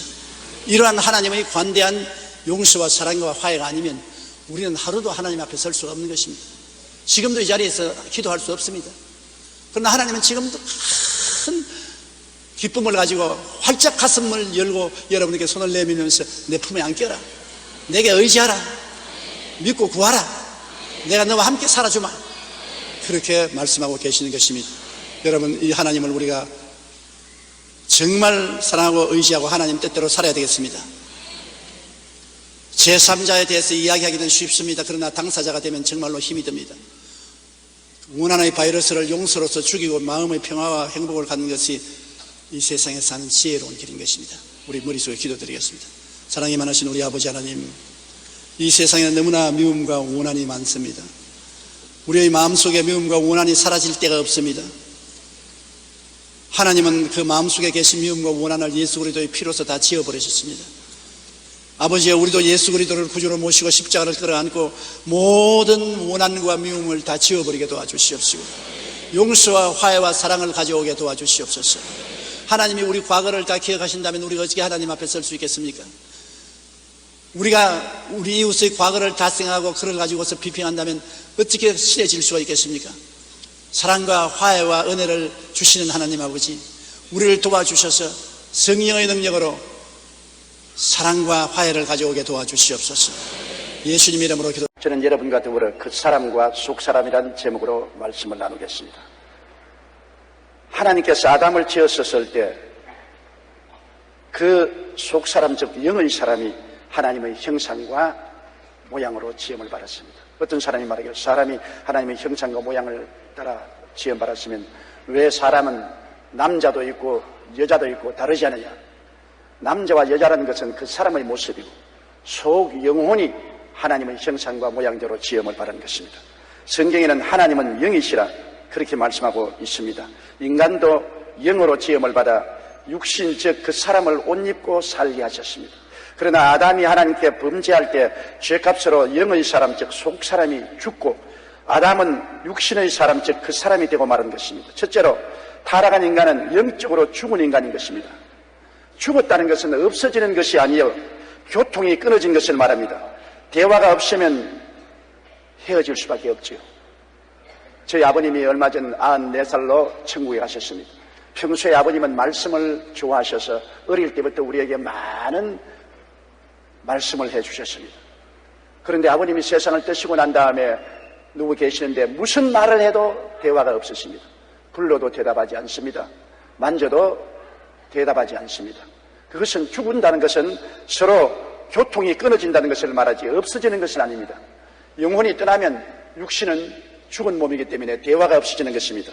이사야 59장 2절에 오직 너희 죄악이 너희와 너희 하나님 사이를 갈라놓았고 너희 죄가 그의 얼굴을 가리어서 너희에게 듣지 않게 하심이라고 말씀하는 것입니다. 아담과 하와가 영적으로 죽었다는 것은 영이신 하나님과 천국과의 교통이 끊어지고 신령한 지식이나 경험을 갖지 못하게 되었다는 것입니다. 여러분, 죽은 사람은 세상에 대해서 아무런 반응이 없기 때문에 보지 못하고 듣지 못하고 냄새 못 맡고 맛도 못 보고 촉감도 없습니다. 그러므로 세상에 일어나는 일을 전혀 알지 못하는 것처럼 영적으로 죽은 사람은 영적으로 죽었기 때문에 하나님을 보지도 못하고 듣지도 못하고 교통하지도 못하고 예수님을 깨달아 알지 못하고 성령의 역사에도 느낌이 없고 천사들이 오르락내리락 해도 전혀 모릅니다. 천국에 대한 지식은 아예 전혀 몰라요. 여러분, 짐승들이 왜 신앙이 없습니까? 영혼이 없기 때문에 짐승들은 현실적인 감각의 세계에서만 살지 영적인 세계는 전혀 모릅니다. 아무리 침판지가 사람을 닮았다고 해도 침판지가 교회를 짓거나 성당을 지었다는 말은 기록한 적이 없습니다. 왜냐하면 영적으로 죽은 침팬지는 영이 없기 때문에 육신의 일만 생각하지 영의 일은 생각하지 않습니다. 오늘 사람도 하나님의 형상과 모양대로 지음받았지만 영이 죽었으므로 하나님과의 관계가 끊어져서 전혀 교통을 하지 아니하므로 하나님에 대한 지식이 하나도 없습니다. 안 믿는 사람들에게 물어보세요. 하나님을 아는가? 전혀 모르지요. 예수님을 아는가? 모르지요. 성령님을 아느냐? 전혀 모르지요. 천국과 지옥을 아느냐? 전혀 모릅니다. 하나님과의 교통이 끊어짐으로 하늘나라에 대한 영적 지식이 하나도 없게 된 것입니다. 고린도전서 2장 14절에 육에 속한 사람은 하나님의 성령의 일들을 받지 아니하나니 이는 그것들이 그에게는 어리석게 보이며 또 그는 그것들을 알 수 없나니 그러한 일은 영적으로 분별되기 때문이다. 성령이 오셔서 영을 살려주어야 영의 세계에 반응이 있습니다. 중국은 특별히 예수를 믿지 않은 곳입니다. 대만에는 우상이 굉장히 많습니다. 영적으로 사람들이 죽었기 때문에 그리스도의 복음을 경청하지 않습니다. 그러나 성회에 참석한 사람들에게는 성령이 임하여 그 영혼의 생기를 불어넣어 주니 성령으로 영이 살아나자 모두 하나님을 알게 되고 예수님을 믿게 되고 성령의 감동을 받게 되고 기적을 체험할 수 있게 된 것입니다. 여러분, 성령으로 말미암지 않고는 하나님을 아버지라고 부를 수도 없고 예수님을 구주로 부를 수도 없습니다. 하나님의 기적을 체험할 수도 없는 것입니다. 그렇기 때문에 영적으로 죽는다는 것은 없어지는 것은 아닙니다. 그러나 하나님과의 교제가 끊어지고 교제가 끊어진 결과로 하나님에 대한 지식이 전혀 없다는 것입니다. 하늘나라에 대한 정보를 전혀 소유하지 못했습니다. 그리고 죽은 것은 부패하는 것처럼 영적으로 부패하여 악령이 거치하게 된 것입니다. 사람들도 죽으면 집에 두지 못하지 않습니까? 얼마 있으면 시체가 부패하기 때문에 땅에 파묻는 것입니다. 영적으로 죽었다는 것은 영이 부패한 것입니다. 여러분, 우물물에서 끊어진 도락물은 썩어집니다. 거기 가면 온갖 더러운 무당벌레나 장구벌레 같은 것이 우글거리는 것입니다. 영적으로 죽었기 때문에 썩어짐으로 온갖 마귀와 귀신들이 사람들의 마음속에 들어와서 우글거리는 것입니다. 사람들은 말합니다. 어떻게 사람의 얼굴을 쓰고 저런 말을 하는가? 사람의 얼굴을 쓰고 저런 행동을 하는가? 그런 말을 합니다. 그것은 겉으로는 사람으로 얼굴을 갖고 몸을 갖고 있지만은 귀신이 그 썩은 영혼에 들어와서 완전히 부패해서 악마화 되었기 때문에 사람이 할 수 없는 말을 하고 행동을 하게 되는 것입니다. 시편 14편 1절에 어리석은 자는 그 마음에 이르기를 하나님이 없다 하도다. 그들은 부패하고 그 행실이 가증하니 선을 행하는 자가 없도다. 하나님이 없고 영이 죽었기 때문에 부패하고 가증하여 선을 행하는 사람이 없다고 성경은 말하고 있는 것입니다. 그러나 이와 같이 영이 죽은 사람은 그 사람으로 사는데 그 사람은 어떠한 사람입니까? 그 사람은 죄와 악, 질병과 고생, 죽음으로 우겨 쌓여 삽니다. 오늘 그 사람들이 사는 세상에 어느 곳에 가나 죄악이 득실거리지 않습니까? 질병과 고통이 앞길을 가리워 놓은 것입니다. 언제나 어디 가도 죽음이 꽉 차 있는 것입니다. 시편 38편 4절로 6절에 내 죄악이 내 머리에 넘쳐서 무거운 짐 같으니 내가 감당할 수 없나이다. 내 상처가 썩어 악취가 나오니 내가 우매한 까닭이로소이다. 내가 아프고 심히 구부러졌으며 종일토록 슬픔 중에 다닌다고 말한 것입니다. 그 사람은 종일토록 슬픔에 다니는 것입니다. 마음에 기쁨과 즐거움과 소망이 없습니다. 부귀영화 공명을 얻으면 기쁘고 즐겁고 소망찰 것으로 생각하지만 얼마 지나지 않으면 그 부귀도 영화도 공명도 즐거움이 되지 못합니다. 영이 죽어 있으니 기쁨의 샘이 말라버린 것입니다. 하나님이 기쁨이신데 하나님은 우리 살아있는 영혼 속에 들어와서 기쁨의 샘이 되는 것입니다. 성경에는 하나님 앞에는 기쁨이 충만하고 그 우편에는 즐거움이 넘친다고 했으므로 하나님이 우리 영혼 속에 들어와 계셔야 기쁨의 샘에서 진실한 기쁨이 들어와서 삶에 힘이 생기고 용기가 생기고 치료의 역사가 넘쳐나게 되는 것입니다. 그러나 하나님이 없는 사람은 그 속에 기쁨의 샘이 없으므로 그 사람으로 가지고 사는 사람은 늘 슬픕니다. 어제 텔레비 방송을 보니까 남산에 세 사람이 30대인데 들어누워서 독약을 먹고 죽었다고 말했습니다. 얼마나 마음이 슬프고 우울하고 절망이기 때문에 스스로 독약을 먹고 죽겠습니까? 마음에 조금도 즐거움이 없기 때문에 그런 것입니다. 한 방울의 즐거움이라도 있으면 독약을 먹고 자살하지 않을 것입니다. 수 없는 사람들이 슬픔 가운데 행하고 좌절과 절망을 가지고 사는 것입니다. 대만에 있는 많은 사람들이 제게 와서 그 말을 합니다.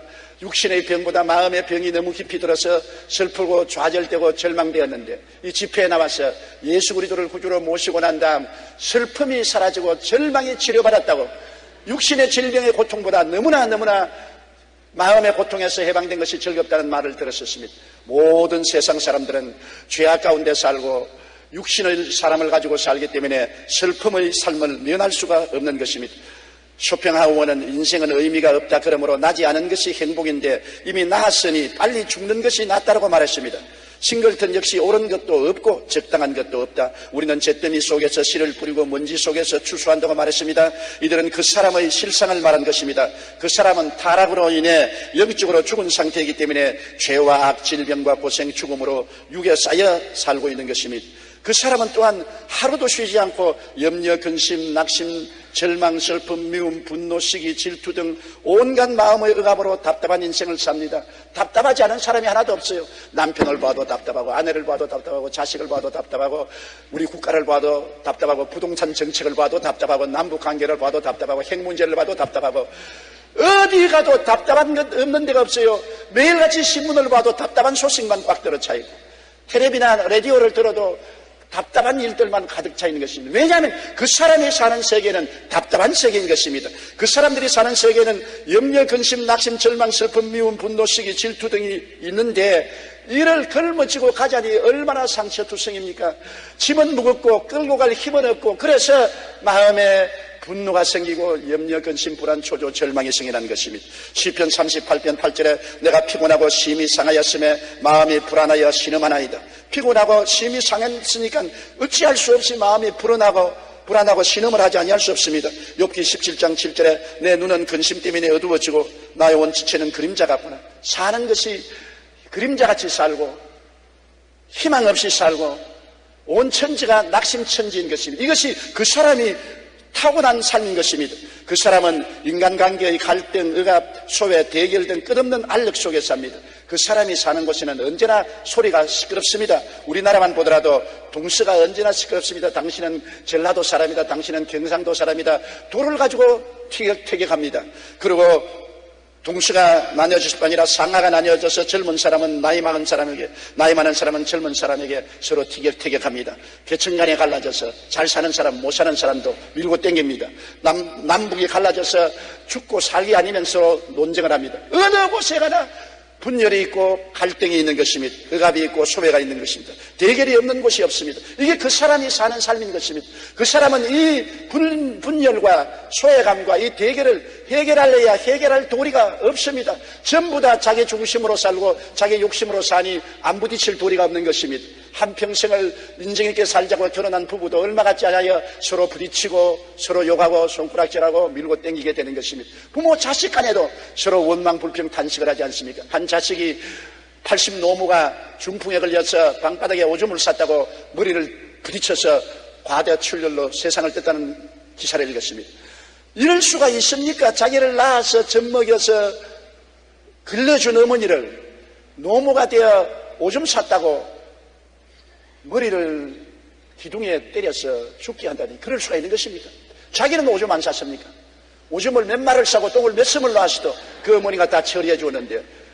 사람이 늙으면 어린아이로 돌아가는 것입니다. 늙으면 말하는 것이 어린아이와 같이 말하고 행동하는 것이 어린아이처럼 느릿느릿하고 대소변 가리지 못하고 어찌할 도리가 없어요. 사람이 다 영원히 젊어서 살지는 못합니다. 모두 다 태어났으면 늙고 병들고 죽게 되는 것입니다.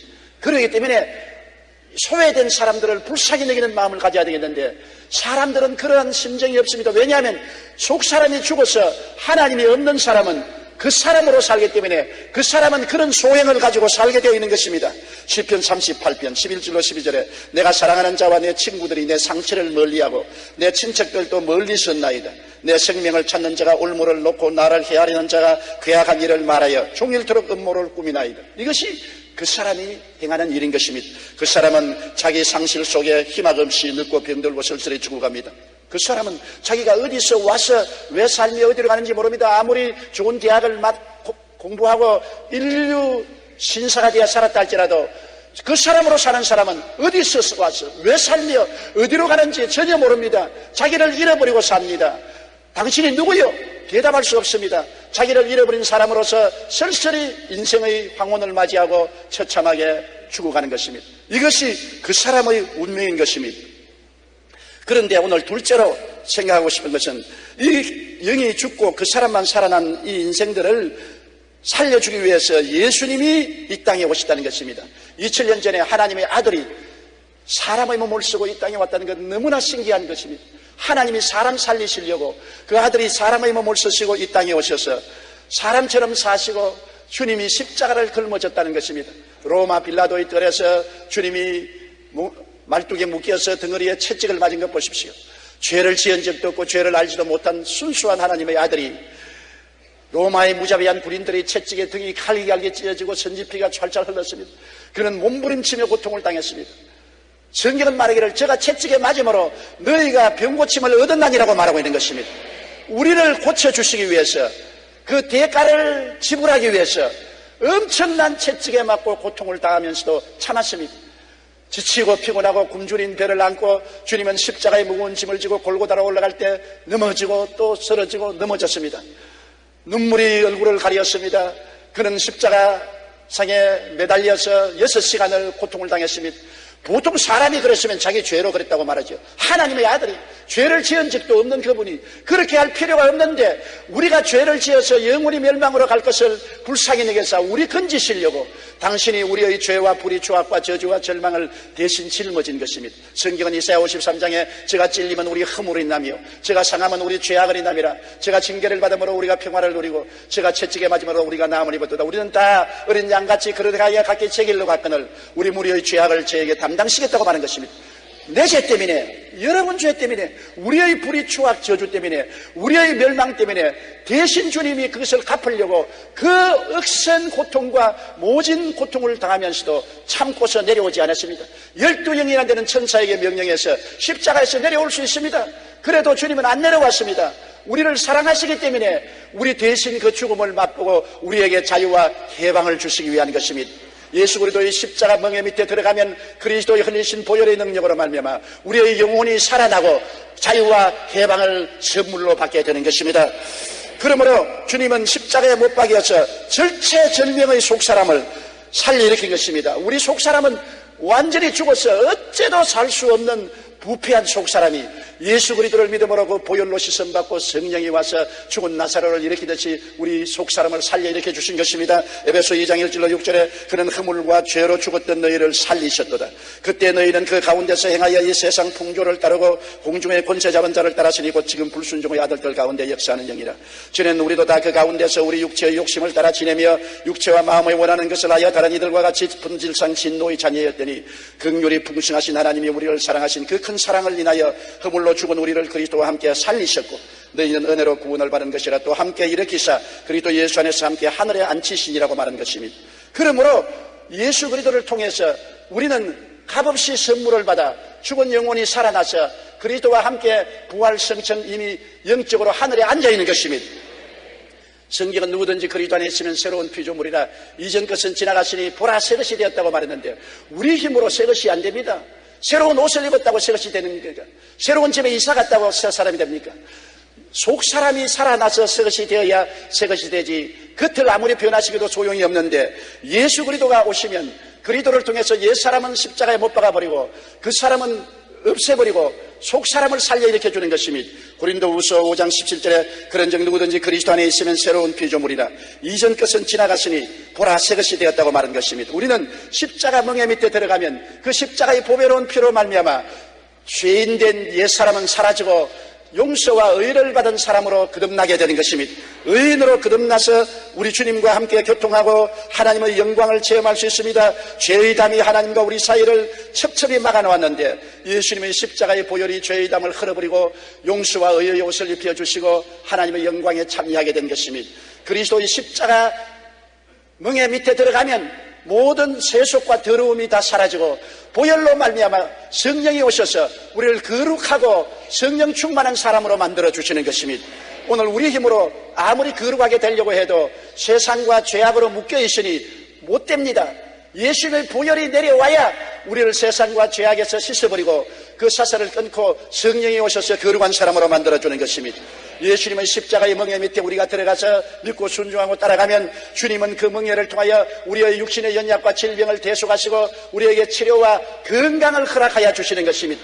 우리 힘으로 되는 것이 아니라 십자가 멍에 밑에 들어가서 따라가면 그렇게 되는 것입니다. 주님 십자가를 통하여 우리의 저주를 짊어지시고 아브라함의 축복을 허락하여 주신 것입니다. 그렇기 때문에 우리가 이 세상에서 헐벗고 굶주리고 피땀을 흘리고 괴로워하는 삶이 십자가로 청산되고 예수님의 십자가를 믿고 순종하면 예수님은 십자가의 보혈을 통하여 우리를 저주에서 해방시켜 주시고 아브라함의 복으로 채워주시는 것입니다. 그 무엇보다도 우리가 십자가 밑에 들어가서 주님을 따라가면 주님은 십자가의 죽으심과 부활의 은혜를 통해서 우리에게 영생 천국인이 되게 만들어주는 것입니다. 하나님이 세상을 이처럼 사랑하사 독생자를 주셨으니 누구든지 저를 믿으면 멸망하지 않고 영생을 얻으리라. 예수께 오셔서 멸망을 없애고 영생 천국인으로 만들어 주셔서 이 세상에 사망이 와도 우리는 두렵지 아니하고 죽음의 저 강 건너 영광스러운 영원한 축복의 나라로 들어갈 수 있는 기대와 소망으로 충만하게 되는 것입니다. 그러므로 우리는 주님 안에서 새로운 자기가 되었다는 것을 인식해야 되는 것입니다. 십자가 밑에 들어가서 보혈의 능력으로 나는 새 사람이 된 것을 알고서 살아야 되는 것입니다. 신령한 속사람이 육체적 그 사람 속에 살고 있다는 것을 알아야 되는 것입니다. 옛날은 나는 육신의 사람밖에 몰랐는데 이제 거듭난 속사람이 속에 있어서 육신의 사람 속에서 살고 있다는 것을 알아야 됩니다. 그러므로 육신의 사람과 자꾸 분쟁과 알력이 생깁니다. 그 사람이 속사람을 자꾸 유혹해서 넘어뜨리려고 합니다. 이러므로 그 사람의 말에 듣지 말고 그 사람을 제어하고 다스릴 수 있어야 된다는 것을 깨달아 알아야 되는 것입니다. 그 사람으로 살지 말고 속사람으로 살아야 됩니다. 그 사람은 감각적이고 체험적이고 환경적이고 유혹적이고 억압적으로 속사람을 자꾸만 괴롭히는 것입니다. 우리가 교회 나오려 하는데 그 사람은 나가지 말라 그러고 담배 안 먹으려는데 그 사람이 자꾸 담배 먹으라 그러고 음란 안 하려고 하는데 그 사람은 자꾸 음란하라 그러고 도둑질 안 하려고 하는데 자꾸 도둑질 하라 그러고 미워 안 하려는데 미워하라고 사사건건이 그 사람이 속사람의 발을 겁니다. 그러므로 우리는 속사람과 그 사람 끊임없이 실험을 해야 되는 것입니다. 믿기 전에는 그 사람이 시키는 대로 따라가고 그 사람으로 살았으니까 그것이 정상적인 삶이었는데 이제는 믿고 속사람이 살아났으니 속사람으로 살려니까 그 사람과의 투쟁이 있는 것은 당연한 이치인 것입니다. 우리는 하나님의 말씀과 성령을 의지해서 속사람이 강해져야 되는 것입니다. 그러므로 셋째로 날로 새로워지는 속사람이 되어야 되는 것입니다. 속사람이 새로워지고 힘을 얻고 능력을 얻어서 그 사람으로 살지 말고 이제 우리는 속사람으로 살아야 되겠습니다. 속사람이 어떻게 새로워집니까? 말씀으로 새로워지는 것입니다. 말씀을 통해서 영적인 내가 누군지를 발견하게 되는 것입니다.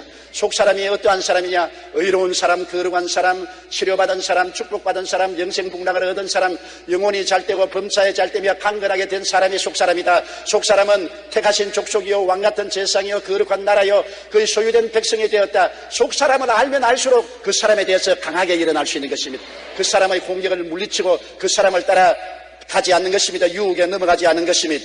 그러므로 속사람을 말씀으로 우리가 강해야 되는 것입니다. 로마서 12장 2절에 너희는 이 세대를 본받지 말고 오직 마음을 새롭게 함으로 변화를 받아 하나님의 선하시고 기뻐하시고 온전하신 뜻이 무엇인지 분별하도록 하라. 말씀으로 우리는 새로워집니다. 또한 나의 의인은 믿음으로 말미암아 살리라고 했으므로 속사람은 육신이 주는 감각적인 정보로 살지 않고 말씀이 주는 정보로 삽니다. 눈에는 아무 증거 안 보이고 귀에는 아무 소리 안 들리고 손에는 잡히는 게 없어도 하나님이 주신 말씀에 입각해서 말씀을 믿음으로 사는 것이 속사람인 것입니다. 그 사람은 눈에 보이는 것, 귀에 들리는 것, 냄새 맡고 맛보는 것, 만져보는 것, 현실적인 감각과 체험을 통해서 삽니다. 그러므로 그 사람이 자꾸 속사람을 공격합니다. 믿음, 헛된 소리다. 안 보이는데 왜 믿느냐? 안 들리는데 왜 믿느냐? 냄새도 안 나고 맛도 없고 체험도 못하는데 왜 믿느냐? 거짓말하지 마라. 믿지 마라. 여러분, 그 사람의 공격은 심합니다. 나사로가 무덤에 들어가서 나흘이 되어 썩은 냄새가 나는데 예수님이 오셔서 무덤 문을 열어놓으라고 하니까 예수님의 말씀은 속사람의 말씀입니다. 그러나 마리아와 마르다는 아직 속사람이 살아나지 못하시므로 그 사람으로 살기 때문에 예수님 보고 말했습니다. 주여, 죽은 지 나흘이 되어 썩은 냄새가 납니다. 그 사람을 무덤에서 왜 끌어냅니까? 주님이 마르다야, 내가 믿으면 하나님의 영광을 보리라 하지 않았냐? 믿음은 속사람이 믿는 것입니다. 그 사람은 감각적으로 삽니다. 믿음으로 살려면 그 사람이 자꾸 저항을 하고 반대를 하는 것입니다. 그렇기 때문에 말씀을 많이 읽고 많이 기도해서 속사람이 강해져서 여러분 믿음으로 사는 여러분 되시기를 주의 이름으로 축원합니다. 세상 사람은 육신의 감각을 쫓아 살지만은 우리는 하나님의 말씀을 믿음으로 눈에는 아무 증거 안 보이고 귀에는 아무 소리 안 들려도 말씀대로 살아가는 것입니다. 로마서 1장 10절에 기록된 바 오직 의인은 믿음으로 말미암아 살리라 함과 같다고 말한 것입니다. 그리고 속사람은 성령의 은혜로 삽니다. 우리는 속사람을 살리기 위해 하나님이 주신 성령을 모시고 있습니다. 성령은 바람과 같이 우리와 같이 계시고 우리 안에 와서 계십니다. 우리 속사람은 성령이 도와주셔야 힘을 얻을 수 있습니다. 그렇기 때문에 속사람은 언제나 성령님을 인정하고 환영하고 모셔드리고 의지하며 성령의 도움을 간구해야 되는 것입니다. 성령은 우리의 가정교사요, 우리의 변호사요, 우리의 안내인이요, 우리의 돕는 선생인 것입니다. 보혜사 성령님이 우리 속사람을 강하게 하셔서 늘 그 사람을 이기고 속사람으로 살 수 있게 도와주는 것입니다. 그리고 우리는 기도의 힘으로 살아야 됩니다. 속사람은 기도를 통해서 삽니다. 그 사람은 기도하지 말라고 말합니다. 여러분, 대만 같은 데 가면 마귀가 얼마나 강한지 형언할 수 없습니다. 얼마나 많은 마귀가 덤벼들고 저희 어깨 위에 올라타고 누르고 때리고 치고 받고 발로 차고 온 전신이 매를 맞은 것 같이 욱신거리고 고통스럽습니다. 그럴 때 여러분, 저는 대만에서 아침 먹으러 식당에 내려가고 점심 먹으러 식당에 가고 저녁 먹으러 식당 간 그 시간 이후에는 하루 종일 엎드려서 기도합니다. 얼마나 마귀가 깨를 지어서 습격을 하는데 감당을 할 수가 없습니다. 왜냐? 속 사람이 살아서 복음을 전가하려고 하니까 마귀가 그 사람을 통해서 공격을 합니다. 피곤하고 아프고 고달프고 괴롭습니다. 그래서 그 사람이 자꾸 내 속 사람 보고 말하기를 기도하지 마라, 편안히 쉬어라, 관광이나 해라. 그럼 좋지 않느냐? 왜 하루 종일 엎드려 있느냐? 그 사람과 싸우고 마귀와 싸우는 것이 쉽지 않습니다. 한 4,000명이 예수를 믿고 구원을 받았다고 말은 쉽게 말하지만 그 예수를 믿고 구원받은 사람이 저희 피와 눈물과 땀의 기도의 결과로 이루어진 것입니다. 영혼은 그냥 구원받지 않은 것입니다. 나중에는 죽을 것 같았습니다. 마귀가 너무나 공격을 하고 마귀와 너무나 싸우다가 힘이 지쳐서 이러다가 나는 죽지 않겠는가, 그렇게까지 투정을 했었습니다. 기도의 힘이 아니면 결코 복음 사업을 할 수 없습니다. 기도의 힘을 통해서 순간순간마다 마귀의 공격을 밀어내고 속사람의 힘을 강하게 해서 속사람을 통해서 그 사람을 누르고 마귀를 대항하고 사는데 기도가 아니고는 안 돼요. 기도는 우리가 호흡하는 것과 같습니다. 숨을 안 쉬면 4분 만에 죽습니다. 기도하지 아니하면 속 사람은 살아나지 못합니다. 그러므로 우리는 앉아도 기도하고 서도 기도하고 걸어도 기도하고 찬송은 곡조 붙은 기도입니다. 늘 찬송 부르고 이렇게 해서 기도를 통해서 속 사람이 생명이 넘쳐나야 되는 것입니다. 시편 37편 4절 5절에 야훼를 기뻐하라. 그가 내 마음의 소원을 내게 이루어 주시려다. 내 길을 야훼께 맡기라. 그를 의지하면 그가 이루신다고 했는데, 야훼를 기뻐하고 야훼께 길을 맡기기 위해서는 부르짖어 기도하는 도리밖에 없는 것입니다. 여러분, 세월이 흘러갈수록 그 사람은 점점 노쇠해지고 무능력해집니다. 어찌할 도리가 없어요. 저도 저 자신을 생각하면 제가 20대, 30대, 40대, 50대, 60대 펄펄 날아다녔어요. 자고 나면 깨끗해지고 피곤해도 자고 나면 건강해지고 그랬는데 70대가 되니까 자고 나도 안 깨끗하고 쉬어도 상쾌하지 아니하고 발걸음도 느릿느릿 걷게 되고 밥도 천천히 먹게 되고 옷도 천천히 벗게 되고 모든 것이 느릿느릿 됩니다. 그 사람은 후패해집니다. 별 도리가 없어요. 노인들 보고 손가락질하지 마세요. 불쌍히 여겨주세요. 왜냐하면 그 사람이 후패하면 모든 것이 둔해지고 쇠폐해지고 낡아지는 것입니다. 그러나 속 사람은 날로 새롭고 강성해지고 신령한 생명으로 충만해지는 것입니다. 속 사람은 하나님 말씀을 늘 먹음으로 하나님의 생기로 사라지고 생명이 넘치고 믿음으로 삶으로 주님과 동행하고 성령이 함께 하심으로 생기 발랄하게 되고 기도함으로 하나님과 교제해서 천국이 속에 들어와서 그 사람은 후패하나 속은 날로 새로워지는 것입니다. 그래서 하나님과 함께 살다가 때가 오면 하나님께서 이제 이사 올 때가 왔다. 더 이상 낡아지고 파병풍창이 된 그 사람 속에 있지 말고 벗어버리고 나오라. 하늘 문이 열리고 주님께서 천군 천사와 함께 우리를 마중하러 나오면 우리는 주님의 안내를 받아서 눈물과 근심과 탄식과 이별하는 것이나 공하는 것이나 앓는 것이 없는 영원한 우리의 고향집으로 돌아가게 되는 것입니다. 그 사람으로 사는 사람은 그날이 절망입니다. 그날에 그들은 영원한 천국이 없습니다. 어둡고 캄캄한 지옥으로 내려가야 됩니다. 마음에 영원한 고통을 안고 갑니다. 슬픔을 안고 갑니다. 탄식을 안고 갑니다. 좌절을 안고 갑니다. 온갖 고통을 다 당하면서 영원히 몸부림치며 지옥으로 내려가는 것입니다. 그러나 속 사람이 살아난 사람은 낡은 그 사람 벗어버리고 살아있는 사람 그리스도와 함께 기뻐 춤을 추며 영광 가운데 영원한 천국에 들어가서 주님과 함께 영원히 살 것입니다. 그 아름다운 고향에 들어갈 때 한 사람도 빠지는 사람 없게 되기를 주님 이름으로 축원합니다. 다 같이 고개서 기도드리겠습니다. 하나님 우리 아버지여, 우리는 하나님의 형상과 모양대로 지음을 받았으나 우리 조상이 하나님을 거역함으로 영혼이 죽고 육신으로만 태어나서 육신으로만 살았습니다. 죽은 영혼을 살릴 수가 없습니다. 죽은 영혼은 하나님과 교통이 끊어지고 하나님에 대한 지식도 하나도 없고 부패해져서 마귀가 득실거리고 세상을 따라 살고 좌절과 절망에 살았습니다. 그런데 우리를 살리기 위해서 하나님의 아들 예수님이 오셔서 십자가 걸머지신 것 너무너무 감사합니다. 십자가에 매달린 그리스도 얼마나 고맙고 놀랍습니까? 도저히 우리가 상상을 할 수 없습니다. 우리같이 죄 많은 인생을 대신해서 십자가의 모진 고통을 참으시고 피를 흘려 어렵고 고통스러운 죽음을 당하심으로 우리를 건져주시고 속사람을 살려주시고 이제는 말씀도 주시고 믿음도 주시고 성령도 주시고 기도도 주셔서 속사람이 살아 주님과 교통하다가 영원한 고향에 돌아가게 만들어주시니 너무나 감사합니다. 아버지 하나님이여, 이곳에 모두 다 예수 믿고 속사람이 살아난 사람들은 이제 그 사람을 따라 살지 말고 매일매일 속사람으로 살게 축복하여 주옵소서. 예수님 이름으로 기도드리옵나이다.